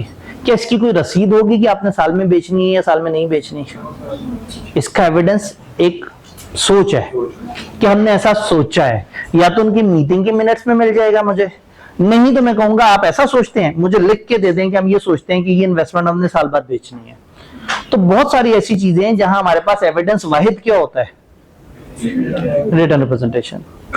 अब स्टैंडर्ड से पूछते हैं तो स्टैंडर्ड के मुताबिक जो है ना तकरीबन 3 तरह के एरियाज हैं जहां रिटन रिप्रेजेंटेशन है। किताब में उस तरतीब से नहीं है, मैं आपको लॉजिकली समझा रहा हूं, फिर किताब में वो चीजें आपको नजर आ जाएंगी उस तरह से। कुछ मैंडेटरी रिटन रिप्रेजेंटेशन है जो 580 ने बहुत जोर दे के कहा है। वो मैंडेटरी रिटन रिप्रेजेंटेशन कौन सी है? 2 चीजों पे लाजमी उन्होंने एंड ऑफ ऑडिट पे हमें लिख के देना है कि उन्होंने अपनी ये 2 जिम्मेदारियां अदा कर दी। कौन सी 2 जिम्मेदारियां? फाइनेंशियल स्टेटमेंट्स जो बनाने की उनकी जिम्मेदारी थी वो उन्होंने बना दी है और उसकी फेयर प्रेजेंटेशन को उन्होंने अचीव कर लिया है। और नंबर 2, इंफॉर्मेशन एक्सप्लेनेशन जो प्रोवाइड करनी थी वो उन्होंने प्रोवाइड कर दिया है। अब फिर आपको याद कराऊं, प्रेमाइस की 3 बातें थी, इस वाली में कंट्रोल गायब कर दी और तीसरी बात ऐड कर दी। रिपोर्ट में तीसरी बात गायब करके गोइंग कंसर्न ऐड कर दी थी। तो उन 3 में से इन्होंने जो चीज मिस की वो कंट्रोल्स। तो 2 चीजों पे आप उनसे रिटन रिप्रेजेंटेशन लाजमी लेंगे। आपके ऑडिट के बड़े तरीन एविडेंसेस में से एक बहुत बड़ा एविडेंस होता है कि एंड ऑफ ऑडिट पे आप कहते हैं मुझे फाइनेंशियल स्टेटमेंट साइन करके दे दो और एक कागज पे लिख के दे दो कि ये फाइनेंशियल स्टेटमेंट तुमने बनाए हैं और इन फाइनेंशियल स्टेटमेंट में मौजूद चीजों की तुम जिम्मेदारी लेते हो, और जो जो इंफॉर्मेशन मैंने तुमसे मांगी थी, जो तुमने मुझे देनी थी, और जो जो भी हमारी बातें हुई हैं, तुमने 100% सारी इंफॉर्मेशन मुझे प्रोवाइड कर दी है। ये है मैंडेटरी रिटन रिप्रेजेंटेशन। स्टैंडर्ड ने जोर देके कहा, स्टैंडर्ड के 2 बड़े मशहूर पैराग्राफ हैं, पैरा 10 और पैरा 11। अक्सर कोट होता है पैरा 10-11 वाली रिटन रिप्रेजेंटेशन। ये 2 इतनी सॉलिड बातें हैं कि अगर ये 2 ना मिली तो परवेसिव लेवल का scope limitation. By the end of audit आपने उनसे कहा जी साइन फाइनेंशियल्स के साथ मुझे लिख के दे दो कि फाइनेंशियल्स की तुम जिम्मेदारी लेते हो। उन्होंने कहा फाइनेंशियल देंगे आपको, जिम्मेदारी नहीं लिख के देंगे। इसका मतलब है स्कोप लिमिटेशन आ गया। जिन्होंने अकाउंट्स बनाए हैं वो उसकी जिम्मेदारी लिख के देने को तैयार नहीं है, तो मैं कैसे जिम्मेदारी ले सकता हूं? तो अगर परवेसिव लेवल का स्कोप लिमिटेशन हो तो क्या करना चाहिए? डिस्क्लेमर। अब यहां विड्रॉ नहीं बोलना, क्यों? एंड ऑफ ऑडिट है, इस वक्त विड्रॉ करना प्रैक्टिकेबल ही नहीं है। तो ये 2 ना मिले तो स्ट्रेट फॉरवर्ड स्टैंडर्ड ने कह दिया दे दो डिस्क्लेमर, सीधा सीधा। उसके अलावा क्या ऑप्शंस है? ये तो स्टैंडर्ड ने कहा आपने करना ही करना है। कुछ ऐसी रिटर्न रिप्रेजेंटेशन है जो कुछ और स्टैंडर्ड्स ने हमें बताई हैं। रिलेटेड पार्टी ने कहा था उनसे कहो लिख के दे देंगे, वो सारी रिलेटेड पार्टी ट्रांजैक्शंस बता दी हैं। सब्सीक्वेंट इवेंट का स्टैंडर्ड कहता है कि उनसे लिखवा लो कि सारे सब्सीक्वेंट इवेंट्स बता दिए हैं। फ्रॉड का स्टैंडर्ड कहता है कि फ्रॉड के बारे में बात करवा लो। Non compliance with laws and regulation जो हमारे सिलेबस में भी नहीं है, उस स्टैंडर्ड ने भी कुछ बातें की हैं। तो कुछ और स्टैंडर्ड ने भी बातें की हैं। तो इसका मतलब है रिटर्न रिप्रेजेंटेशन में 3 तरह की चीजें हो गई। ये 2 इंतहाई मैंडेटरी जो इसी स्टैंडर्ड ने बताई, कुछ और बातें जो कुछ और स्टैंडर्ड ने बताई, और तीसरा मेरी जजमेंट है। अदर देन दिस जो बहुत मैंडेटरी है, अदर देन दिस जो कि किसी और स्टैंडर्ड ने कहा है, अगर मुझे किसी भी और जगह जरूरत पेश आए कि मैं उनसे राइटिंग में चीजें ले लूं, तो ये मुझे इजाजत है कि मैं उनसे रिटर्न रिप्रेजेंटेशन ले सकता हूं। जहां जहां मैं उनसे कोई जजमेंट पूछना चाहूं, कोई एस्टीमेट पूछना चाहूं, कोई पॉलिसी पूछना चाहूं, तो मैं उनसे अपने दिमाग की बेस पे रिटर्न रिप्रेजेंटेशन ले सकता हूं। डन। अब ये सब क्या होता है, किस तरह से होता है? रिटर्न रिप्रेजेंटेशन ऑडिट एविडेंस के तौर पे अच्छा है या नहीं है? ड्यूरिंग ऑडिट मैनेजमेंट रिप्रेजेंटेशन देगी ऑडिटर को, कुछ अनसॉलिसिटेड होंगी और कुछ ऑडिटर ने इंक्वायर किया होगा तो इसलिए वो लिख के देंगे। ये रिप्रेजेंटेशन क्यों चाहिए होती है? To support auditor understanding of management intention, या किसी चीज की कंप्लीटनेस के बारे में आप उनसे मालूम कर रहे होते हैं। Although such representation provide necessary audit evidence, लेकिन ये अकेले एविडेंस नहीं देते। ऐसा नहीं हो सकता कि एक जगह मैं रसीद चेक करने के बजाय उनसे जाके कह दूं मुझे लिख के दे दो। ये किसी एविडेंस की रिप्लेसमेंट नहीं है, लेकिन ये बाकी एविडेंसेस को मजबूत करती हैं रिटर्न रिप्रेजेंटेशंस। अब ये रिटर्न रिप्रेजेंटेशन मैनेजमेंट की रिस्पॉन्सिबिलिटी के बारे में जब आप करेंगे तो वो 2 खास बातें ऑडिटर मैनेजमेंट से रिक्वेस्ट करेगा कि रिटर्न रिप्रेजेंटेशन दें कि क्या उन्होंने फुलफिल कर दी अपनी responsibility for preparation of financial statement according to framework, including जहां जरूरी था उसकी फेयर प्रेजेंटेशन। तो प्रिपरेशन और फेयर प्रेजेंटेशन के ऊपर आप उनसे लिखवा लें। दूसरा, it has provided the auditor with all relevant information in access as agreed और all transaction have been recorded and are reflected in. तो प्रिपरेशन ऑफ फाइनेंशियल स्टेटमेंट्स और इंफॉर्मेशन की प्रोविजन, ये 2 वो लाजमी बातें हैं जो आपने उनसे लाजमी लिखवा लेनी है। अब सवाल ये है कि किस फॉर्म में होगा, क्या होगा?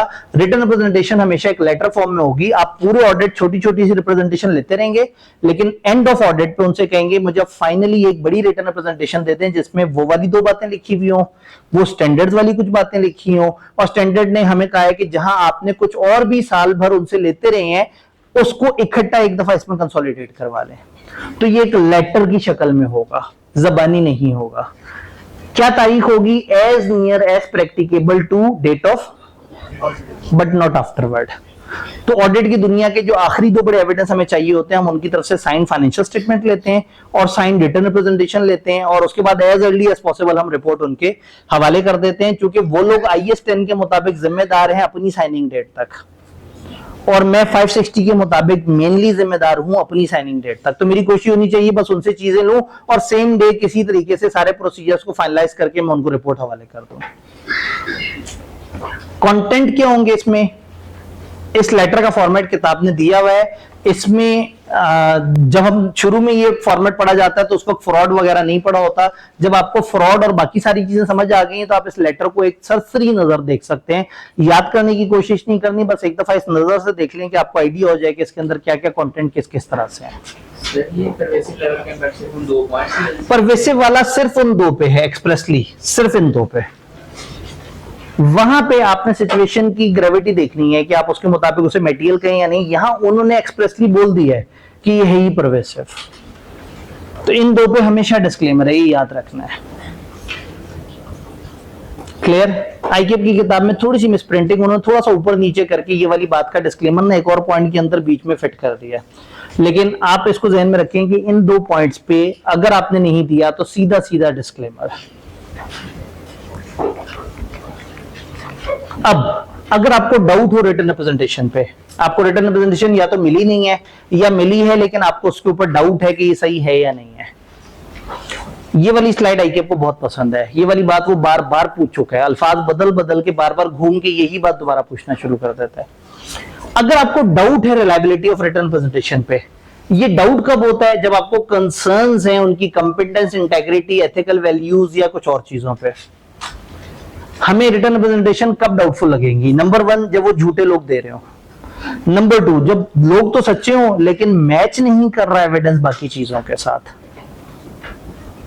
आप सियासतदानों की बात पे एतबार नहीं करते, क्यों? कुछ तो लगते ही आपको झूठे हैं, और जो सच्चे लगते हैं उनकी बात असल हकाइक से मैच ही नहीं कर रही होती।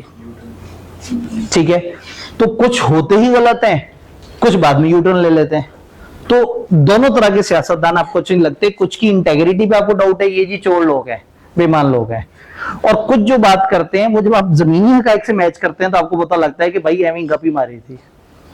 तो वो वाली भी रिलायबल नहीं है जो गलत बंदे ने इंफॉर्मेशन दी है, और वो भी रिलायबल नहीं है जो इनकंसिस्टेंट है विद अदर ऑडिट एविडेंस।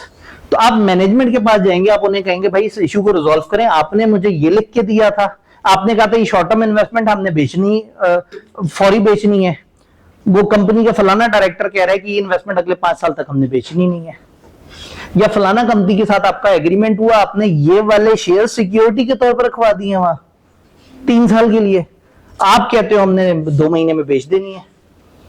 तो आपने जो मुझे लिख के दिया था और जो असल जमीनी हकायक है वो आपस में मैच नहीं कर रहे, तो यहां आप टेंशन में आ जाते हैं। दूसरा सिनेरियो, अगर आपको रिक्वेस्टेड रिप्रेजेंटेशन प्रोवाइड ही ना हो, अगर तो वो 2 हो तो फिर तो सीधा सीधा डिस्क्लेमर है, उन 2 का बीच में नहीं पता लगता, आखिरी दिन पता लगता है। बाकी केसेस में डिस्कस करें मैटर विद मैनेजमेंट, रीवैल्यूएट करें मैनेजमेंट की इंटेग्रिटी, आप उनसे डिस्कस करें भाई आप रिटर्न प्रेजेंटेशन क्यों नहीं दे रहे, वो कहने वो हमें जरा अजीब सा लगता है लिख के दें, ऐसे थोड़ी होता है, बस बता दिया आपको जुबानी।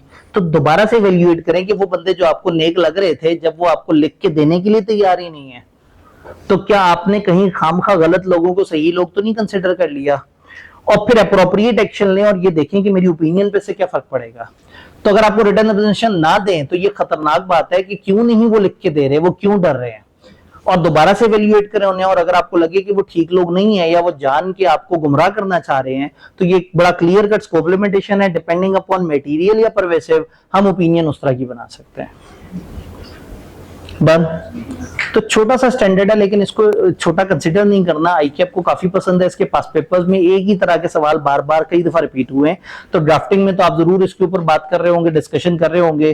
तो हम लोगों ने जो 3 500 सीरीज के स्टैंडर्ड्स हैं उनमें से 2 को इस वक्त ब्रेक से पहले डिस्कस कर लिया, ब्रेक के बाद इनमें से 1 डिस्कस करेंगे, और फिर चैप्टर 15 तो बेचारा 15 मिनट का टॉपिक है, टाइम बच गया तो उसे करेंगे, टाइम ना बचा तो वो तो कभी भी बेचारा 10-15 मिनट में हलाक हो जाता है, लेकिन हम टाइम बचाएंगे ना, बचाएंगे।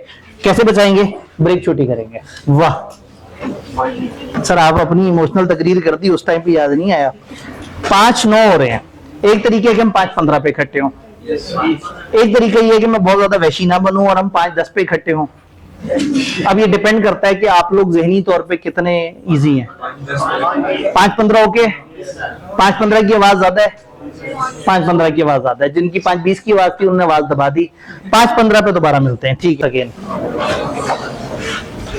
एक नन्ना मुन्ना सा प्यारा सा स्टैंडर्ड बच गया 560। उसके बाद चैप्टर नंबर 15, वो आपको पता है काफी लंबा चौड़ा सा चैप्टर है, ठीक।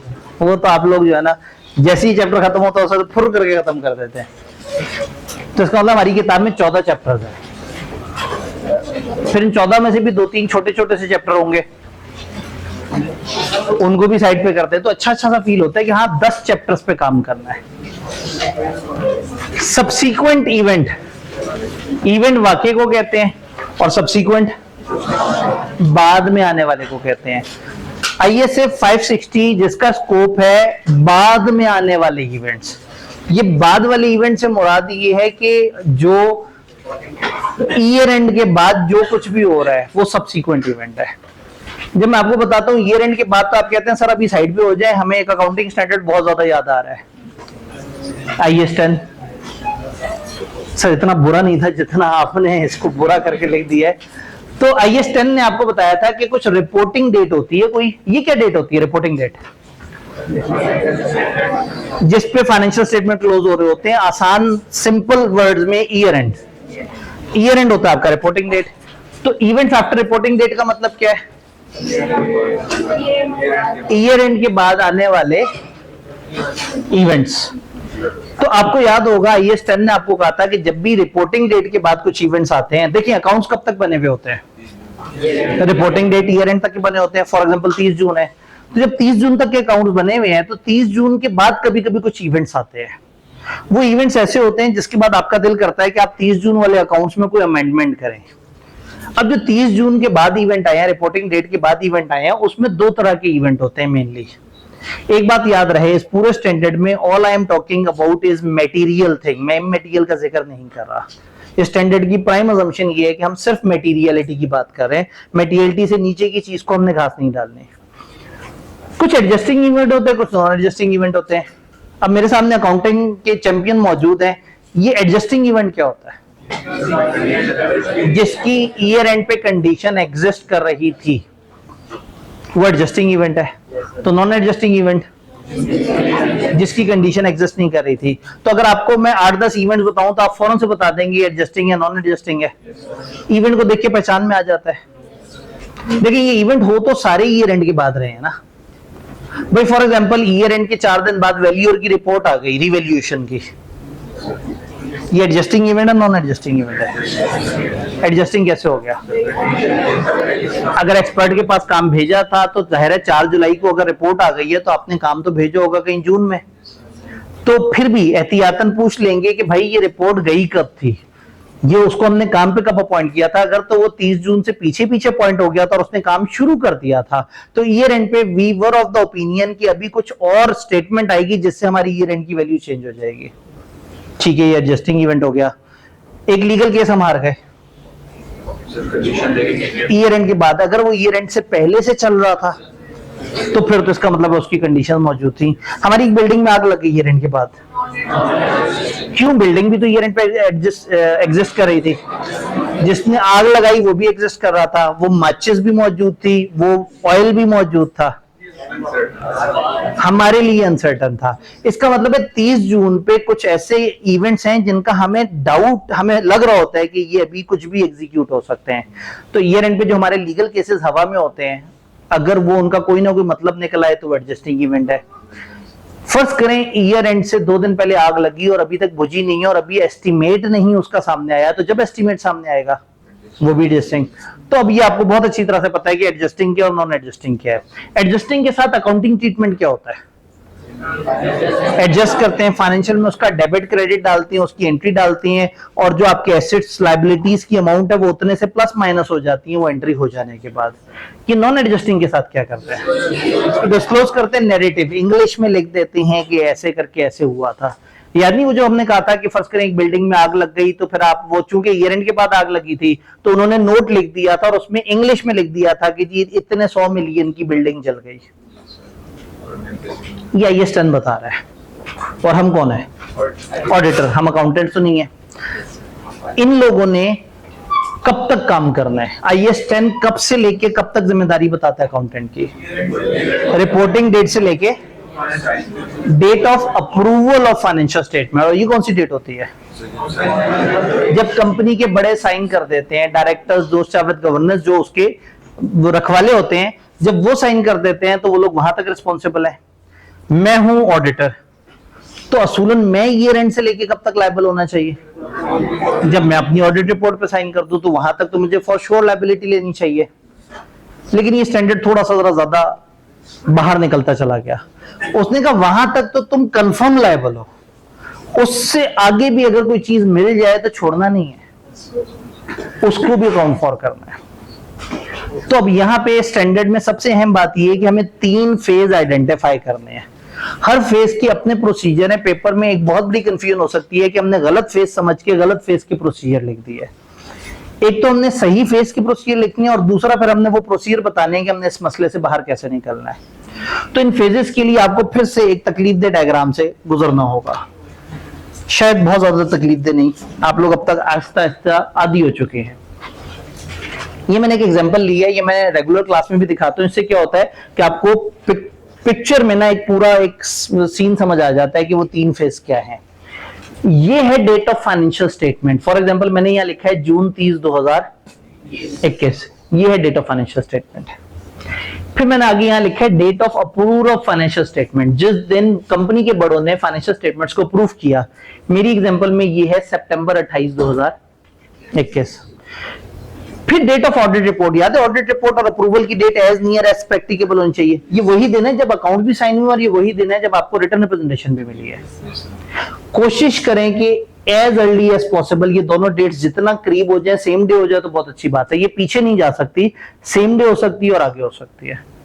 ये डेट ऑफ ऑडिट रिपोर्ट हो गई। 29 सितंबर को जी मैंने रिपोर्ट साइन कर दी है।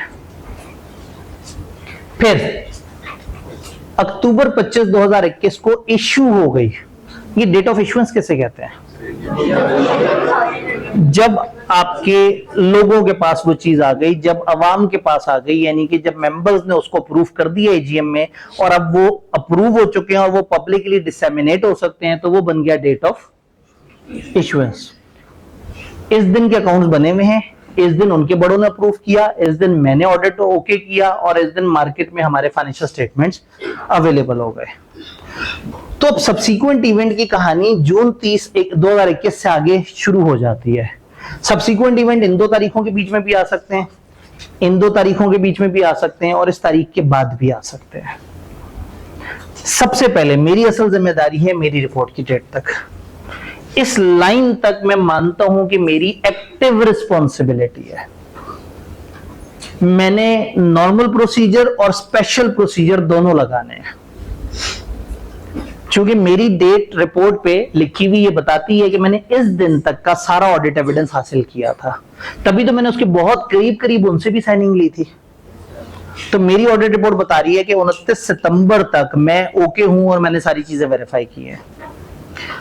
अब प्रॉब्लम ये है कि जब मैं कहता हूं कि 29 सितंबर तक मेरी जिम्मेदारी है, तो इस दौरान आए हुए जो सब्सीक्वेंट इवेंट हैं वो भी ऑटोमेटिकली यूजर वुड प्रिज्यूम कि ऑडिटर की जिम्मेदारी है।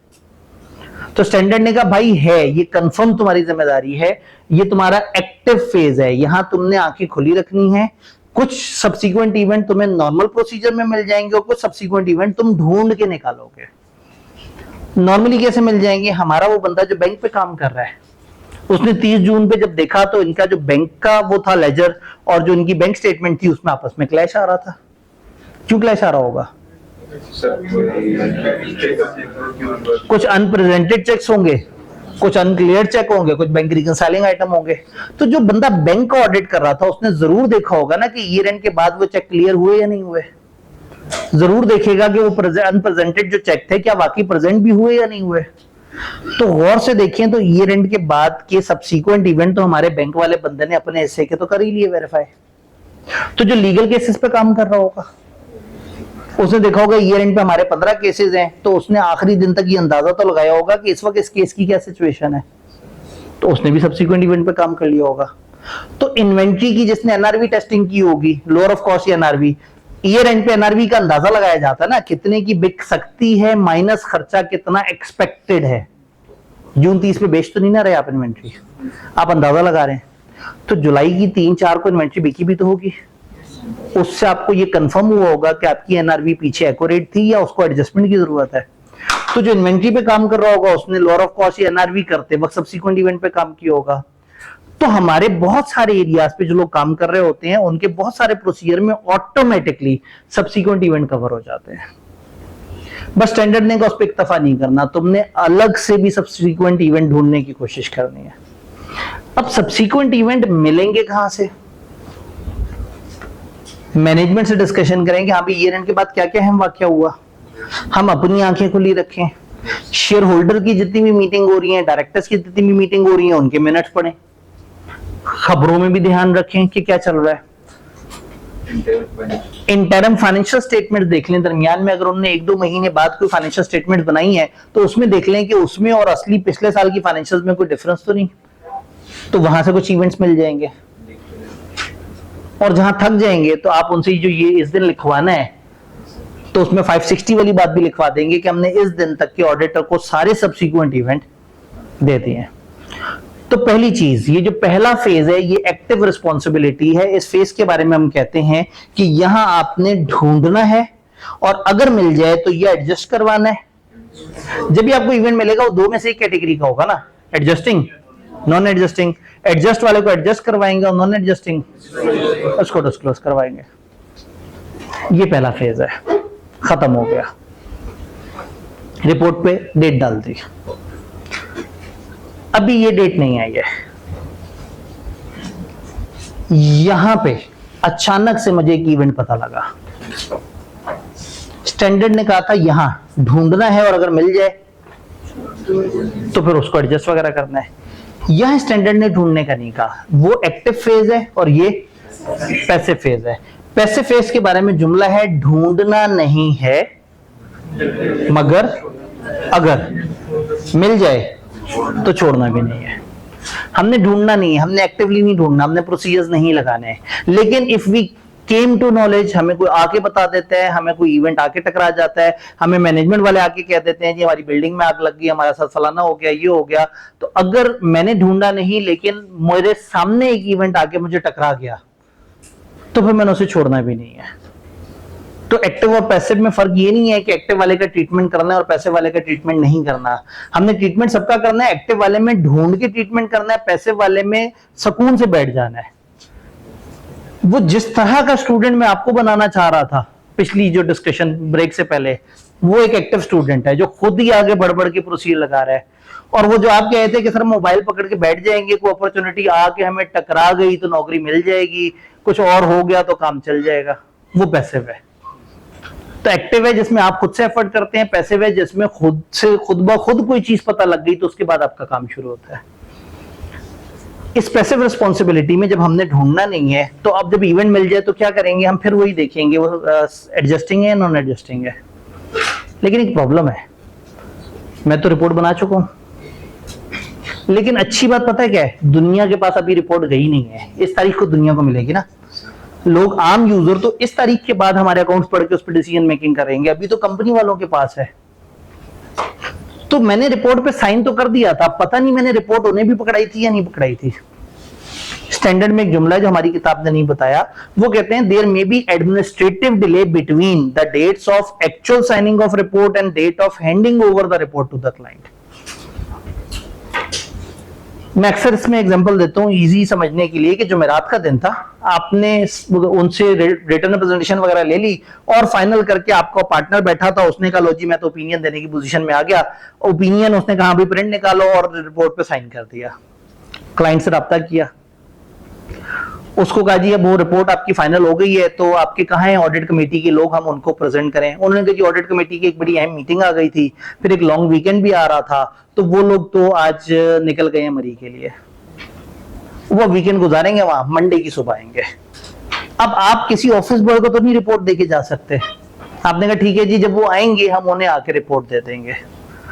जुमेरात को आपने रिपोर्ट साइन कर दी थी, लेकिन आपने मंडे को हैंड ओवर की है, डेट जुमेरात की ही आएगी जब ऑडिटर उस ओपिनियन पे पहुंच गया था कि रिजल्ट क्या है। लेकिन मैं आपको बताना चाह रहा हूं कि इन दो लाइंस के दरमियान दो सिचुएशंस हो सकती हैं, या मेरी रिपोर्ट मेरे ही पास है या मेरी रिपोर्ट, अगर मेरे पास है तो प्रोसीजर और है, अगर मेरे पास है और सब्सिक्वेंट इवेंट आया तो मैं उनसे कहूंगा भाई इसे एडजस्ट करो, वो कहें अगर ना करें तो मैं कहूंगा रिपोर्ट तो मेरे पास है ना, खराब कर दूंगा।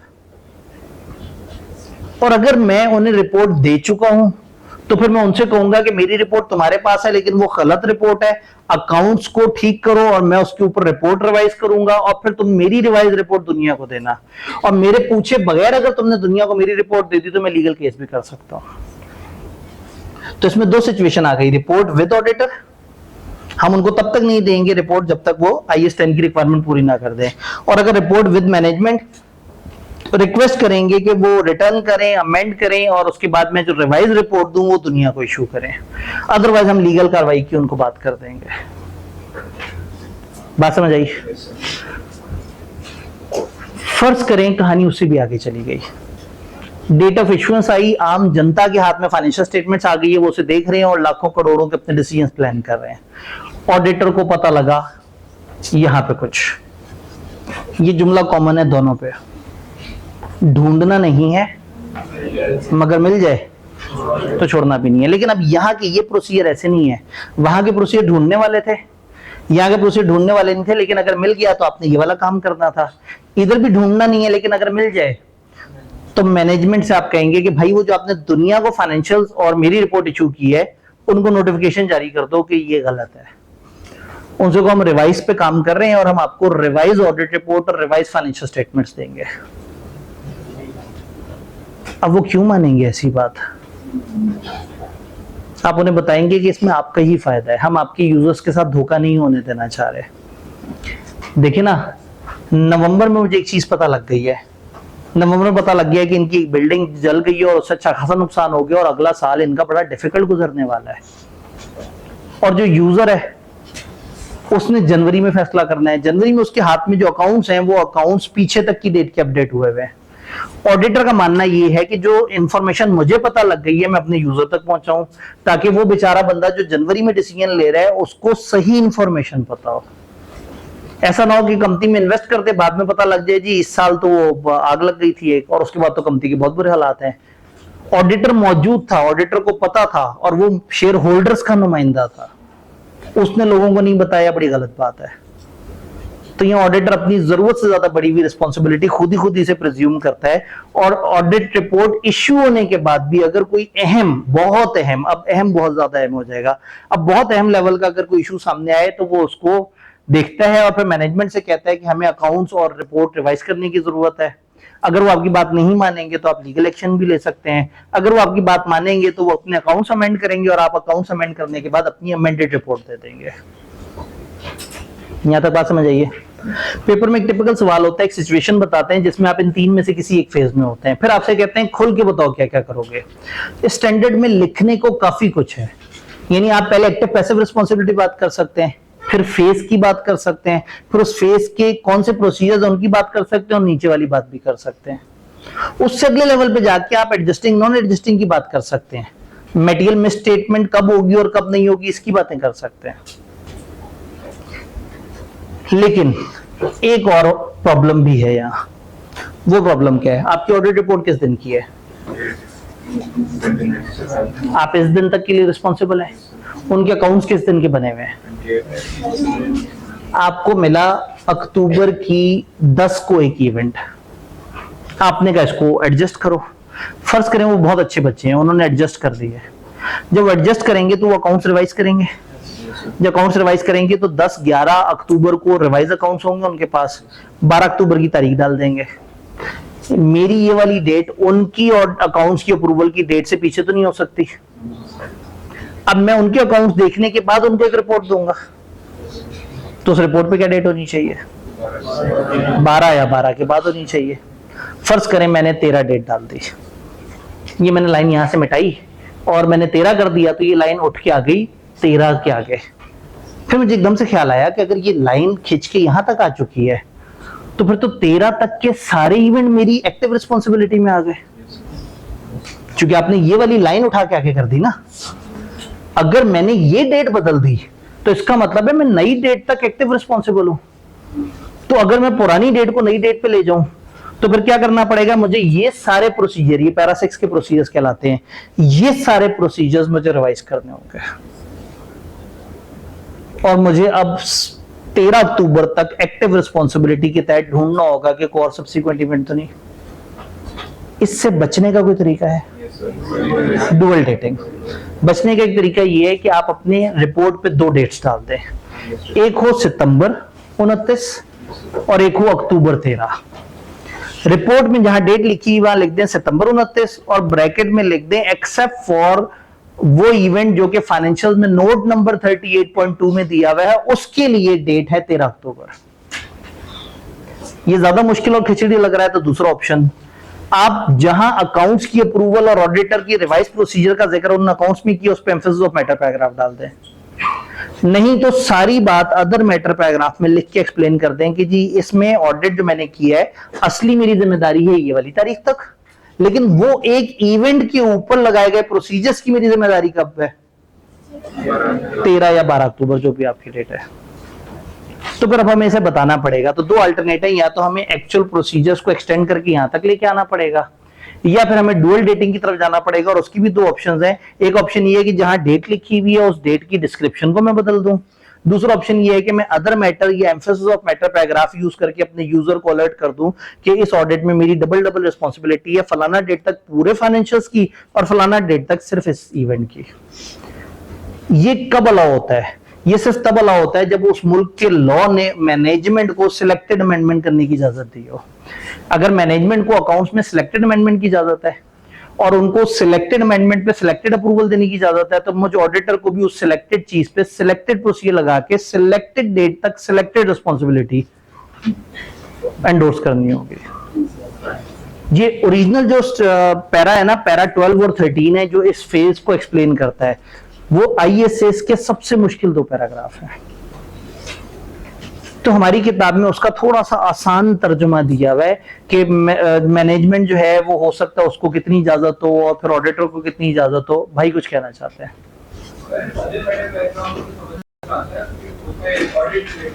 जी बिल्कुल, अदर मैटर पैराग्राफ तो समझ आता है कि उसमें ऑडिट रिलेटेड बात हो रही है। एम्फेसिस ऑफ मैटर क्यों? इसलिए कि फाइनेंशियल्स को जब उन्होंने अमेंड किया तो उन्होंने भी तो अपने यूजर को क्लैरिफिकेशन दी है। अगर वो क्लैरिफिकेशन इतनी सफिशिएंट है कि जिसमें वो कहें कि ये वाली बात इस तरह से हमारी हो गई और हमने ये अकाउंट्स अमेंड किया, हमारे ऑडिटर ने हमें बताया और उसके बाद हमने ये इवेंट यहाँ पे डाल दी है, अब हम आज साइन करके दे रहे हैं और हमारे ऑडिटर ने भी कहा है कि वो फौरन से उसको साइन कर देगा। अब अगर इतनी ज्यादा तसल्ली से उन्होंने अपनी कहानी बताई हुई है तो फिर ठीक है, मैं एम्फेसिस ऑफ मैटर से भी काम चला लूंगा। अगेन ये स्टैंडर्ड ने आपको चॉइस पे छोड़ दिया। अगर हमें लगेगा उनका बहुत प्यारा डिस्क्लोजर है, हम एम्फेसिस से काम चला लेंगे। हमें लगेगा नहीं मजा नहीं आया, तसल्ली से बात होनी चाहिए, अदर मैटर। और अगर हमें काम करके मजा आता है तो डुअल डेटिंग नहीं, एक ही डेट अक्टूबर 13। लेकिन फिर अक्टूबर 13 तक ये लाइन आगे जाएगी तो ये सारे प्रोसीजर्स हमें रिपीट करने होंगे। बात कुछ कुछ समझ आई? तो इस स्टैंडर्ड में एग्जैक्टली तकरीबन यही चीज है जिसको उन्होंने गोल गोल घुमा के रिपीट करके बताया हुआ है। लेकिन फिर भी एक दफा इंग्लिश देख लेते हैं ताकि आपको बुरा ना लगे। भाई कुछ कहना चाहते हैं? जी, एम्फेसिस वाले में भी वो 2 डेट्स का ही इशारा बता रहा होगा कि वो वाली डेट रिवाइज हो गई और अब नई डेट इस तरह से है।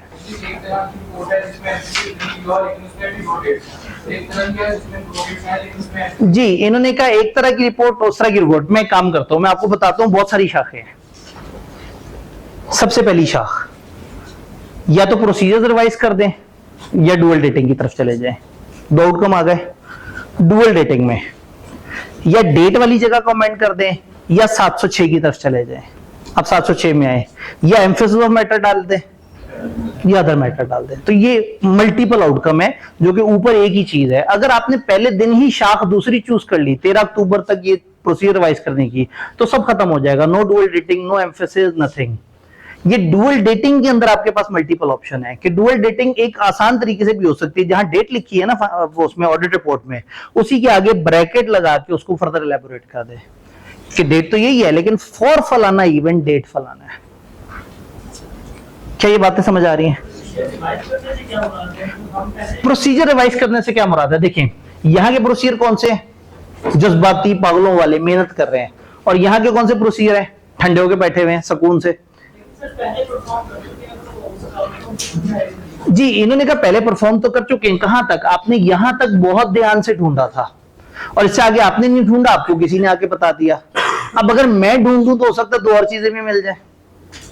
तो अगर आप डुअल डेटिंग को बचना चाह रहे हैं, ये भी कब होता है? जब मुल्क में लॉ आपको मना कर दे, वो कहे भाई एक रिपोर्ट पे एक डेट डालो, कंफ्यूज मत करो लोगों को, तो फिर आपको मजबूरन इस तरफ जाना पड़ता है। जी, डुअल डेट प्लस एम्फेसिस में डेट जो डेट के सेक्शन में लिखेंगे या? जी, डुअल डेट, और इसमें क्या करेंगे हम? डेट ओरिजिनल वाली डाल देंगे। ओरिजिनल वाली डेट वाली जगह पे ओरिजिनल डेट डाल दी। Emphasis of matter paragraph explain कर रहा होगा कि we draw your attention towards note number फलाना। जब फलाना नोट पे जाएंगे तो यूजर को पता लग जाएगा कि जी इस तारीख के बाद भी कुछ हुआ था और उन्होंने उसको अमेंड कर दिया और उसके ऊपर ऑडिटर भी अपनी रिपोर्ट देने लगा है। डिस्क्लोजर असल में बात ये है कि एम्फेसिस ऑफ मैटर कब डालेंगे? जब उन्होंने अकाउंट्स में एक अच्छा डिस्क्लोजर दे दिया होगा। हम सिर्फ उस डिस्क्लोजर को हाईलाइट कर देंगे ताकि यूजर को समझ आ जाए कि मेरा कसूर नहीं था, इनके अकाउंटेंट्स ने रिवाइज किया था। हालांकि कसूर ऑर्डर का ही होता है। जज्बाती हो गया होता है ना। क्यों जज्बाती हो रहा है? यूजर गलत फैसला ना कर ले। ये ऐसे ही है जैसे इस वक्त मेरा स्कोप क्या है? क्रैश कोर्स, और मैंने आपको कम से कम टाइम में ज्यादा से ज्यादा कराना है, तो मैं अचानक से तकरीरें क्यों शुरू कर देता हूं? इसलिए कि कहीं ना कहीं सामने बैठे हुए लोगों को देख के मेरा दिल करता है कि ये लोग जो इतने शौक से पढ़ रहे हैं, कहीं अपनी हल्की फुल्की थोड़ी सी गलत आदत की वजह से अपनी सक्सेस से पीछे ना रह जाए। अब ये चीज जिम्मेदारी नहीं है, लेकिन ये अगर हम मतलब एक जिम्मेदारी है कि मैंने आके बस नौकरी करनी है, आया पढ़ाया और कॉलेज से जाके कह दिए जी पैसे दे दे, और एक ये है कि मैंने ये सोचना है कि ये जो मेरे यूजर है इनके साथ धोखा नहीं होना चाहिए। तो ऑडिटर ने जब यहां तक काम कर दिया था तो पैसे तो मिल गए थे उसे, लेकिन इस टाइम पे उसे पता है कि यार मेरे साइन किए हुए कागज की बेस पे लोगों ने करोड़ों के फैसले कर लेने हैं। जी ये क्या चीज जी, आप इसको कह सकते हैं कि मॉरल रिस्पॉन्सिबिलिटी है, लेकिन चूंकि स्टैंडर्ड ने से बताया है तो फिर ये हमारी एथिकल रिस्पॉन्सिबिलिटी भी है, मॉरल रिस्पॉन्सिबिलिटी भी है, और स्टैंडर्ड्स के मुताबिक प्रोफेशनल रिस्पॉन्सिबिलिटी भी है। आईफेक चाहता है कि हम एक ऐसे ऑडिटर बने जो कि अवामुन नास के वसीतर मफाद में काम करता है। पब्लिक इंटरेस्ट सबसे ऊपर है ना, सबसे पहले आपको पता है कि जो लोग इस वक्त फाइनेंशियल्स को देख के इन्वेस्ट कर रहे हैं वो ये सोच रहे हैं कि ये कंपनी के 800 मिलियन के एसेट्स हैं और 500 मिलियन के एसेट आपने अपनी आंखों से जलते हुए देखे हैं। आप मौजूद थे, घर बैठा बंदा तो नहीं मौजूद था। उस घर बैठे बंदे को जो अकाउंट्स मिल रहे हैं उसमें भी नहीं लिखा हुआ, और जो मुझ पे भरोसा करता था मैंने भी उसे कह दिया आज इन्वेस्ट कर दो, बड़ा जबरदस्त कंपनी है। तो ऑडिटर को लगता है उन सब लोगों का वजन है मेरे ऊपर, वो लोग जो इन्वेस्टमेंट करेंगे, जो फैसले करेंगे, कहीं ना कहीं मेरी बात से इन्फ्लुएंस हुए होंगे। तो जब मुझे कुछ पता लगा है इतना अहम, अगेन मेटीरियलिटी प्री रेक्विजिट है, हम हल्की बात नहीं कर रहे, जब मुझे इतनी अहम बात पता लगी है और अगर इससे मेरे यूजर के डिसीजन मुतासिर हो सकते हैं तो मुझे अपने यूजर्स को बताना चाहिए। उससे हम लड़ भी पड़ते हैं, उनको लीगल केस की धमकी भी दे देते हैं, वो अगली दफा हमें ऑडिटर भी नहीं अपॉइंट करेंगे, और अगर कर भी लिया होगा इस एजीएम में तो दोबारा से भगा देंगे, वो कहेंगे फजूल आदमी है। तो इस टाइम पे हम अपने पैसे, अपने कमर्शियल ऑब्लिगेशन को साइड पे रख चुके हैं और हम हजारों लोगों की बात कर रहे हैं जो हमारी ओपिनियन के ऊपर इन्वेस्टमेंट कर देगा। तो स्टैंडर्ड जिम्मेदारी में बहुत आगे चला गया। हमें यहां इसलिए नहीं समझ आ रहा कि हम बहुत एथिकल मुल्क में नहीं बैठे हुए, यहां हम बड़े आराम से किसी के साथ भी चालबाजी कर देते हैं, हमें बुरा नहीं लगता। तो ये उन मुल्कों की बात हो रही है जहां एक ऑडिटर इस चीज पे रातों को से नींद नहीं आ रही होती कि यार लोग गलत फैसला ना कर ले। ये प्रोसीजर लगाते हुए सोचते हैं जल्दी जल्दी लगाऊं, 2 दिन भी लेट हो गए और किसी ने अपना करोड़ों रुपया लगा दिया और नुकसान हो गया तो मुझे तकलीफ होगी। आखिरी बात ये वाले भाई की एक पैसे में आपने कहा बहुत है इवेंट्स, तो क्या मटेरियलिटी के जो पैरामीटर्स होते हैं उसमें कोई चेंज आता है? जी बिल्कुल। अब बहुत अहम का मतलब ये है कि अब वही वाली बात है, मटेरियलिटी भी तो बदलती रहती है ना। एक मटेरियलिटी वो है जो ऑडिटर ने सोचा कि हाँ भाई ये मैंने फाइनेंशियल स्टेटमेंट्स का ऑडिट किया है, इतने से ऊपर चीज अहम है। लेकिन जब अब लोगों के हाथ में फाइनेंशियल स्टेटमेंट आ गई हैं तो उसके बाद वाली मटेरियलिटी नॉर्मल मटेरियलिटी नहीं है। अब आप मजीद उसमें कह रहे हैं कि नहीं यार जब तक बहुत ही ऐसा अहम, ऐसा ना हो कि मैं रिपोर्ट रिवाइज करूं लोग मेरा मजाक उड़ाएंगे यार क्या बात करते हो, ठीक है अहम इशू था लेकिन तुमने सब कुछ ही दोबारा से बदल दिया, सारे यूजर्स को कंफ्यूज कर दिया। तो इधर की मटेरियलिटी भी जजमेंट के हिसाब से थोड़ी सी जरा ज्यादा हायर हो जाएगी कि अब आप जब तक बहुत ही कोई अहम बात ना हो, क्योंकि अब तो लोगों के हाथ में फाइनेंशियल आ गए हैं, इस वक्त रिवीजन बहुत मुश्किल है। इस फेज में रिवीजन आसान है लेकिन लोगों के हाथ में अकाउंट्स आ जाने के बाद, रिपोर्ट आने के बाद शायद उन सारे लोगों तक दोबारा पहुंचना मुश्किल हो जाएगा। स्टैंडर्ड ये कहता है कि ऑडिटर खुद भी चूज करे कि वो पब्लिकली कैसे बताएगा। तो आज के दौर में पब्लिकली आप फेसबुक तक पे भी बता सकते हैं, आप सोशल मीडिया पे बता सकते हैं। फर्म वाले अपनी जिम्मेदारी अदा करने की कोशिश करेंगे। जल्दी से जी आखिरी सवाल था, चलिए एक दफा इंग्लिश देख लें फिर अब सवाल की तरफ आते हैं, नहीं तो फिर हम बिल्कुल ही वैसे वही कल वाला मामला होगा, फिर हम जो है इंग्लिश नहीं देख पाएंगे। जल्दी से इंग्लिश देख लेते हैं, मैं इसके फौरन बाद आपका सवाल लेके फिर चैप्टर 15 की बात करते हैं। Event occurring between date of financial statement, date of, इन दोनों डेट्स के दरमियान जो इवेंट हो रहे हैं, ऑडिटर में find sufficient evidence of subsequent event during his normal audit work. और अगर नॉर्मल ऑडिट वर्क में रिसीवेबल वाला बंदा देख रहा होगा कि ईयर एंड के बाद कलेक्शन आई या नहीं आई, ये भी तो कितने मजे की बात है ना। प्रोविजन फॉर बैड डेट आपने रखी हुई है कि 5% बैड डेट होंगे, तो ईयर एंड की 20-25 दिन बाद कंफर्म पता लग जाएगा कि कितने बैड डेट्स हैं कितने नहीं है। वो बंदा भी तो सब्सिक्वेंट इवेंट पे काम कर रहा है, इन्वेंट्री वाला भी कर रहा है, अनरिकॉर्डेड लायबिलिटी या लीगल केसेस वाला बंदा भी, कैश पोजीशन पे बैंक वाला बंदा भी। तो ये उन्होंने चंद एग्जांपल्स दिए हैं जिसमें आपकी टीम वाले अपने नॉर्मल ऑडिट वर्क में भी सब्सिक्वेंट इवेंट देख रहे होते हैं। फिर उसने कहा स्पेसिफिकली आपने कौन से प्रोसीजर लगाने हैं।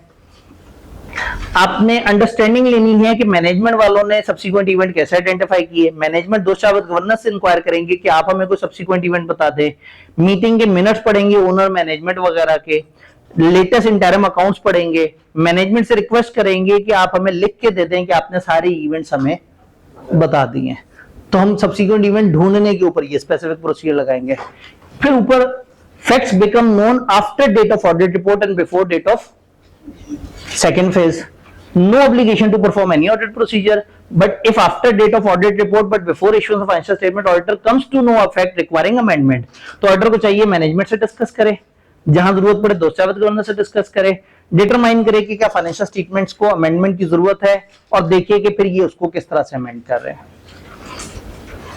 अगर मैनेजमेंट अमेंड कर दे तो ऑडिट प्रोसीजर्स लगाए अमेंडमेंट पे, और पहली ऑप्शन एक्सटेंड कर दे audit procedure referred in previous section to the date of new report unless law ने आपको मना की हो, और एक नई ऑडिट रिपोर्ट दे दे अमेंडेड फाइनेंशियल स्टेटमेंट पे। दूसरी ऑप्शन क्या है, auditor is permitted to apply audit procedure on subsequent event where, जब लॉ या फ्रेमवर्क मैनेजमेंट को नहीं रोकता सिलेक्टेड अमेंडमेंट करने से और अप्रूव करने वालों को भी नहीं रोकता, तो जहां उन लोगों को लॉ की तरफ से सिलेक्टेड अमेंडमेंट की इजाजत है तो मुझे भी सिलेक्टेड ऑडिट की इजाजत है। अगर मुझे इजाजत नहीं है तो फिर मुझे क्या करना पड़ेगा, पहला स्टेप एक्सटेंड करने पड़ेंगे प्रोसीजर। इन सच केसेस जहां मुझे इजाजत मिल जाए मैं अमेंड करूंगा report to include an additional date restricted to that amendment indicated कि मेरे ऑडिट प्रोसीजर सिर्फ और सिर्फ उस अमेंडमेंट को डील कर रहे हैं, बाकी फाइनेंशियल्स को डील नहीं कर रहे हैं। प्रोवाइड कर दें एक न्यू या अमेंडेड रिपोर्ट जिसमें ये एम्फेसिस ऑफ मैटर पैराग्राफ हो या अदर मैटर पैराग्राफ हो जो हाईलाइट करे प्रोसीजर्स को। इन दोनों ऑप्शंस के बीच में है और तो एक डेट को बता के एक्सप्लेन कर दें, या आप एक न्यू अमेंडेड रिपोर्ट में एम्फेसिस ऑफ मैटर या अदर मैटर पैराग्राफ में ये वाली कहानी बता दें। तो ये नीचे डुअल डेटिंग की बात हो रही है और ऊपर सिंगल डेट की बात हो रही है, जिसमें हमने रिपोर्ट की ही डेट को रिवाइज कर देना है। Fact after date of audit report और बिफोर डेट में अगर वो कोई अमेंडमेंट नहीं करते, अगर वो अमेंडमेंट ना करें और आप कह रहे हैं कि अमेंडमेंट जरूरी है, तो अगर ऑडिट रिपोर्ट आपने प्रोवाइड नहीं की अभी तक एंटिटी को, तो आप मॉडिफाई करेंगे ओपिनियन रिपोर्ट देने से पहले। और अगर ऑडिट रिपोर्ट आप ऑलरेडी प्रोवाइड कर चुके हैं एंटिटी को, तो ऑडिटर मैनेजमेंट दोस्तावेज गवर्नेंस को नोटिफाई करेगा कि फाइनेंशियल स्टेटमेंट नहीं इशू करने जब तक के अमेंडमेंट्स ना हो जाए, और अगर वो इशू कर दें विदाउट अमेंडमेंट्स तो ऑडिटर अप्रोप्रिएट एक्शन लेगा ताकि लोग भरोसा ना करें, इवन वो लीगल एडवाइस लेगा कि मुझे क्या करना चाहिए। तीसरा phase after financial statement have been, ऊपर वही वाली बात है, नो ऑब्लिगेशन है लेकिन अगर मिल जाए तो छोड़ना भी नहीं है। अगर मैनेजमेंट अमेंड करते फाइनेंशियल्स को तो आपने प्रोसीजर लगाने है कि क्या उन्होंने अमेंडमेंट सही की है, रिव्यू करना है कि अब उन्होंने सारे पुराने लोगों को बताने के लिए क्या क्या काम किया है, अपने रिव्यू को date of new audit report तक एक्सटेंड कर देना है और नई रिपोर्ट दे देनी है, नहीं तो दूसरा वाला ऑप्शन एम्फेसिस ऑफ मैटर या अदर मैटर, यानी इधर भी उसी तरह से डुअल डेटिंग के ऑप्शन आपके पास मौजूद है। अब इस सारे उसमें सबसे खूबसूरत बात है सब्सिक्वेंट इवेंट की डेफिनेशन, जो सबसे शुरू में पढ़नी चाहिए थी। Event occurring between date of financial statement and date of audit report and facts become known to auditor, उस डेट से उस डेट के दरमियान होने वाले इवेंट या उस डेट के बाद पता लगने वाले इवेंट, और कोई क्लोजिंग नहीं बताई कब तक। यानी कि जो ये डायग्राम है इसमें ये एरो कब तक जा रहा है स्टैंडर्ड ने हमारी किताब में नहीं बताया। ओरिजिनली स्टैंडर्ड में देखें तो वो कहता है जब अगले टाइम पीरियड के फाइनेंशियल आ जाए तब तक ये हरकत जारी रहेगी, क्योंकि अगले आने पे लोग उसको पढ़ के उस पर भरोसा करेंगे ना, पिछले वालों पे नहीं भरोसा करेंगे। तो जब तक पिछले फाइनेंशियल मार्केट में और लोग उसकी बेस पे डिसीजन ले रहे हैं, तो आपको जब जब भी कोई ऐसी जरूरी चीज लगेगी आप उसको अमेंड कर सकते हैं। ये बहुत रेयर सिचुएशन है, लेकिन बहरहाल स्टैंडर्ड ने हमें कहा तो है। All clear? यहां से हमारे पास एक सवाल था जी।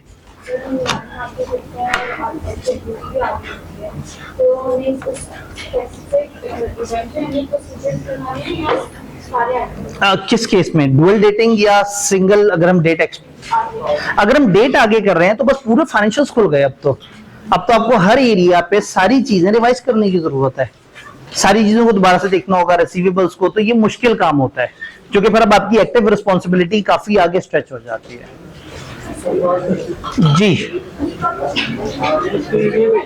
ये काम जी, अब सवाल ये है कि ये काम कब तक करेंगे, क्या इंटरम फाइनेंशियल स्टेटमेंट्स के आने तक या अगले पीरियड के फाइनेंशियल आने तक? जब भी उस एंटिटी के अगले फाइनेंशियल आ रहे हो, अगर वो लिस्टेड कंपनी है तो 3-4 महीने बाद आपकी जान छूट जाएगी, और अगर वो एक सादा सेटअप हुआ तो शायद साल बाद जाके आपकी जान छूटे। तो ये डिपेंड करता है, बस मकसद ये है कि जब लोगों के पास अगली फुल इंफॉर्मेशन आ जाएगी तो फिर पिछली इंफॉर्मेशन साइड पे हो जाएगी और लोग लेटेस्ट पे भरोसा करेंगे। हाँ जी, ये ऐसे ही है जैसे एक टीचर किताब बनाए, किताब प्रिंट हो, किताब आप लोगों के हवाले हो, आप लोगों को पूरा सेशन पढ़ाए, आप लोग छुट्टियों पे जा चुके हो और आईकेप की एक नोटिफिकेशन आ जाए कि इस सिलेबस में ये 3-4 चेंजेस हैं, टीचर कहे लो भाई मेरे तो पैसे पूरे हो गए, मैंने तो बच्चों को पढ़ा दिया था, उस वक्त जो एक्टिव था मैंने वो पढ़ा दिया था, किताब भी ओके थी, लेकिन क्या आप एक्सपेक्ट करते हैं कि टीचर ऐसे सोचेगा? कानूनी तौर पर पाबंद नहीं है, उसने ट्यूशन देनी थी, उसने ट्यूशन दे दी, उस वक्त जो अपडेटेड किताब थी वो कर दिया। लेकिन अब उसे ये टेंशन होगी कि मेरी किताब जिस जिस बंदे के हाथ में भी और जिस जिसने मेरा लेक्चर सुना है, मैं कोशिश करूं कि उनके पास ये रिवाइज इंफॉर्मेशन हो ताकि उस यूजर का नुकसान ना हो। तो टीचर के केस में फौरन आपने कहा जिम्मेदारी है, ठीक है, ये तो है ही पागल लोग, ये तो जो है ना ये तो ऑडिटर की जिम्मेदारी नहीं समझ आ रही। ऑडिटर भी इसी तरह का सर्विस प्रोवाइडर है और उसको भी उसी तरह से आवाम का दुख है जैसे टीचर को होता है। तो ऑडिटर भी अगर अच्छा है तो वो ये सारे काम जरूर करेगा। ले जी यहां आते हैं, एक लास्ट क्वेश्चन जी, अब मार्जिन बड़ा कम रह गया जी।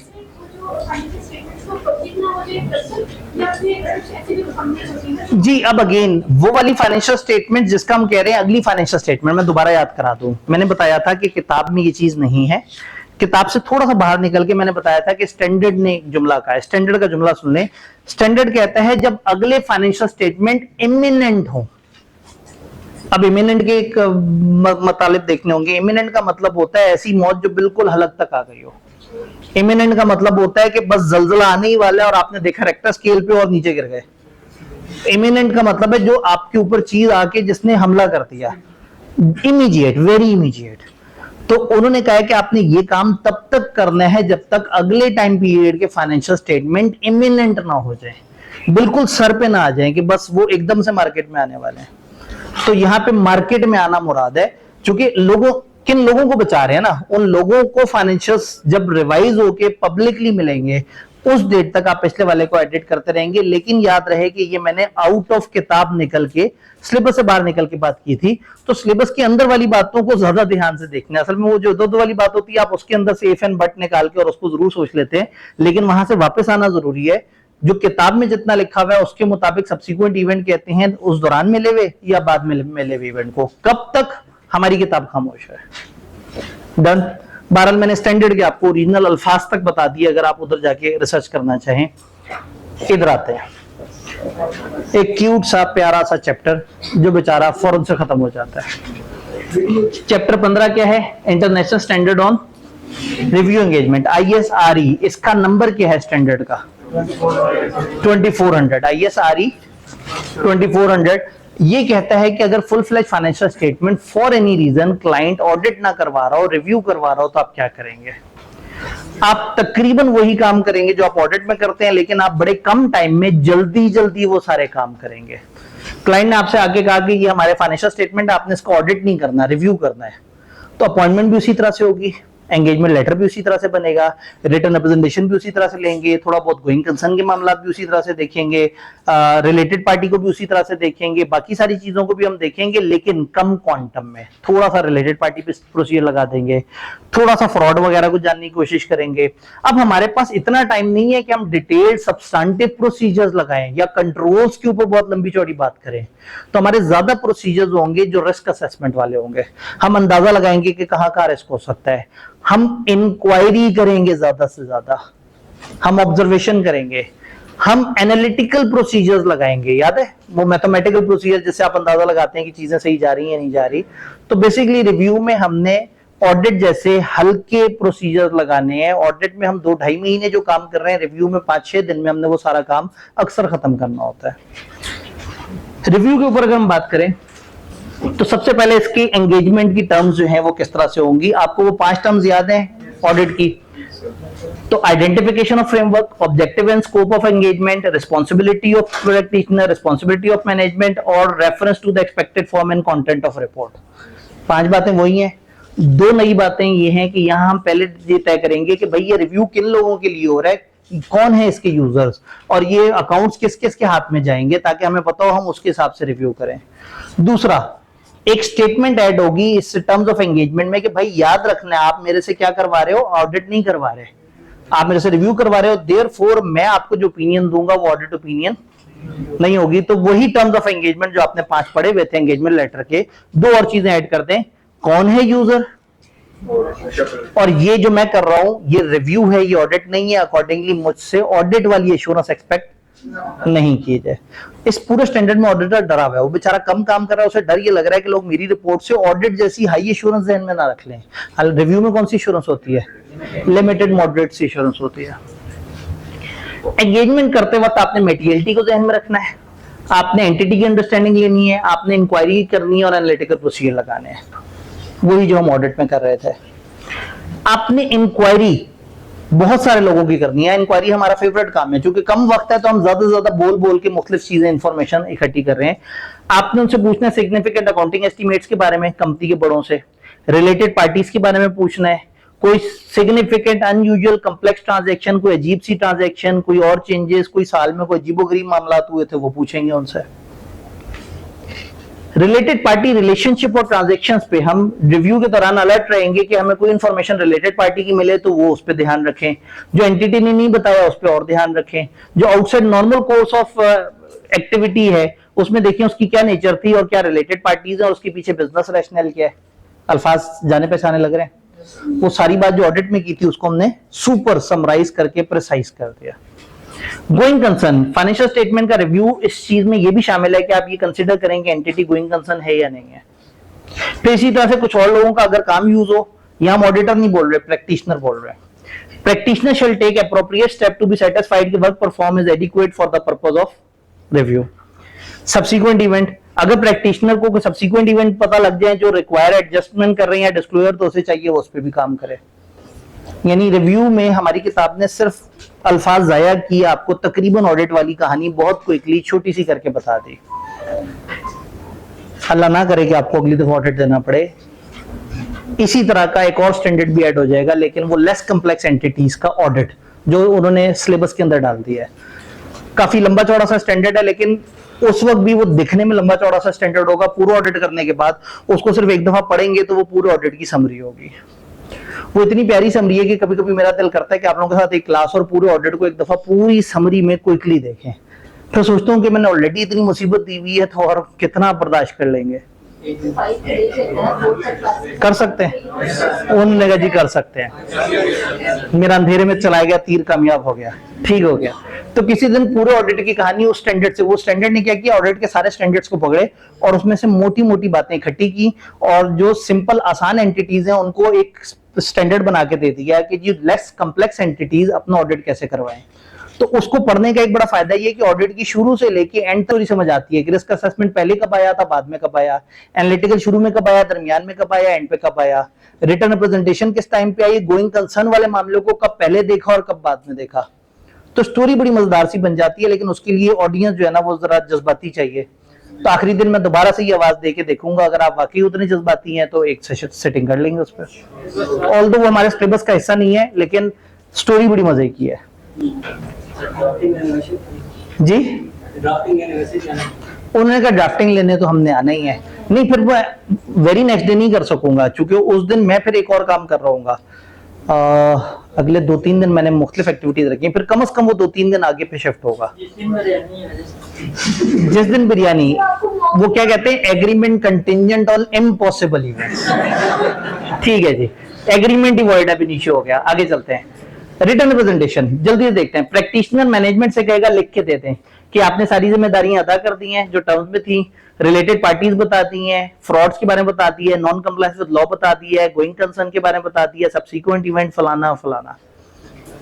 सिलेक्टेड चीजों पे रिटर्न रिप्रेजेंटेशन ले लेंगे।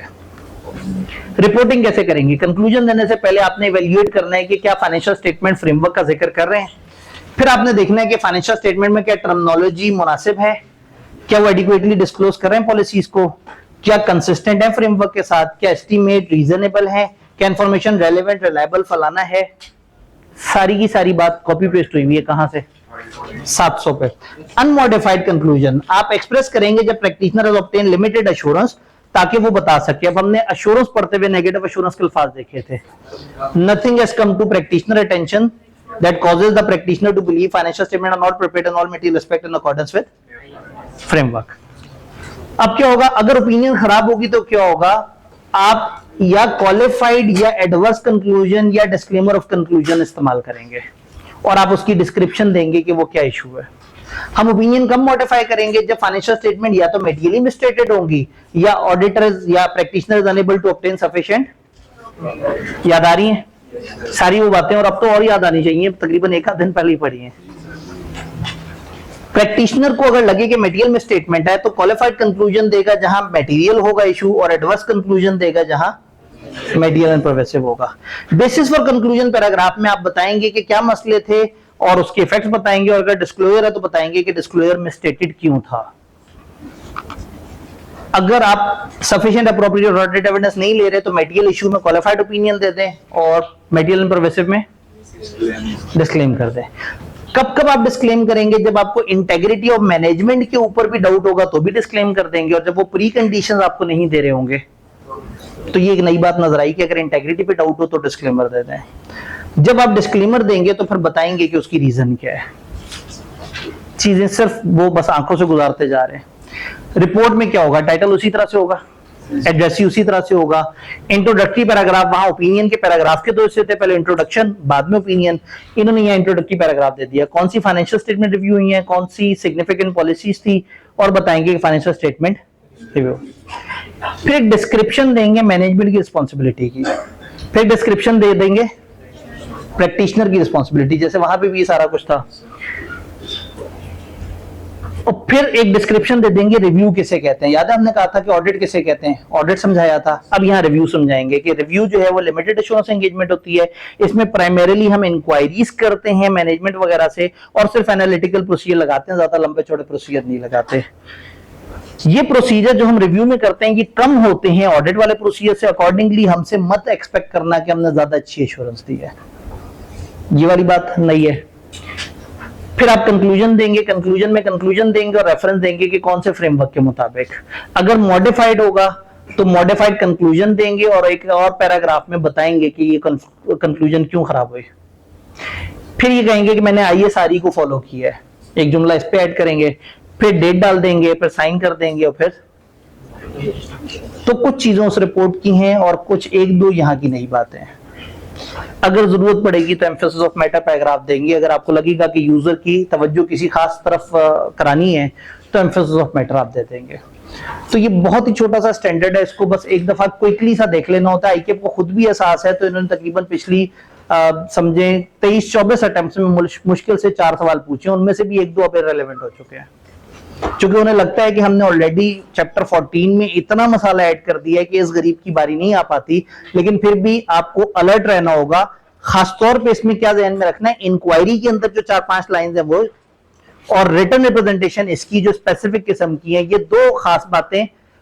फिर आपने जो टर्म्स ऑफ एंगेजमेंट में दो नई बातें हैं वो ध्यान में रखनी है। रिपोर्ट इतनी ज्यादा साइंस नहीं है, तो बस एक दफा इसको आंखों से गुजार लेना है तेजी से, और हौसला कर लेना है कि हाँ भाई ये चीज मुझे आ गई है। डन। कल भी आपको पता है कि कल का सेशन भी आपका ड्राफ्टिंग का उसी तरह से स्पेशल है, उसी तरह से आधे घंटे टेस्ट का वो होगा। तो कल भी मैं आपको 4 बजे मिलूंगा, लेकिन उसके बाद जो है ना मैं कोशिश करूंगा कि मैं 4 के बजाय 3:45 आपको मिलूं। ये देखते हैं, डिपेंड करता है आपकी और ड्राफ्टिंग वाले सर की आपस में केमिस्ट्री क्या बैठती है। हो सकता है आप लोग इतना बहते चले जाएं ड्राफ्टिंग में कि मुझे उठा के आप कहें सर कल 7:30 बजे क्लास शुरू होगी, हमने 3.5 घंटे ड्राफ्टिंग करनी है। जी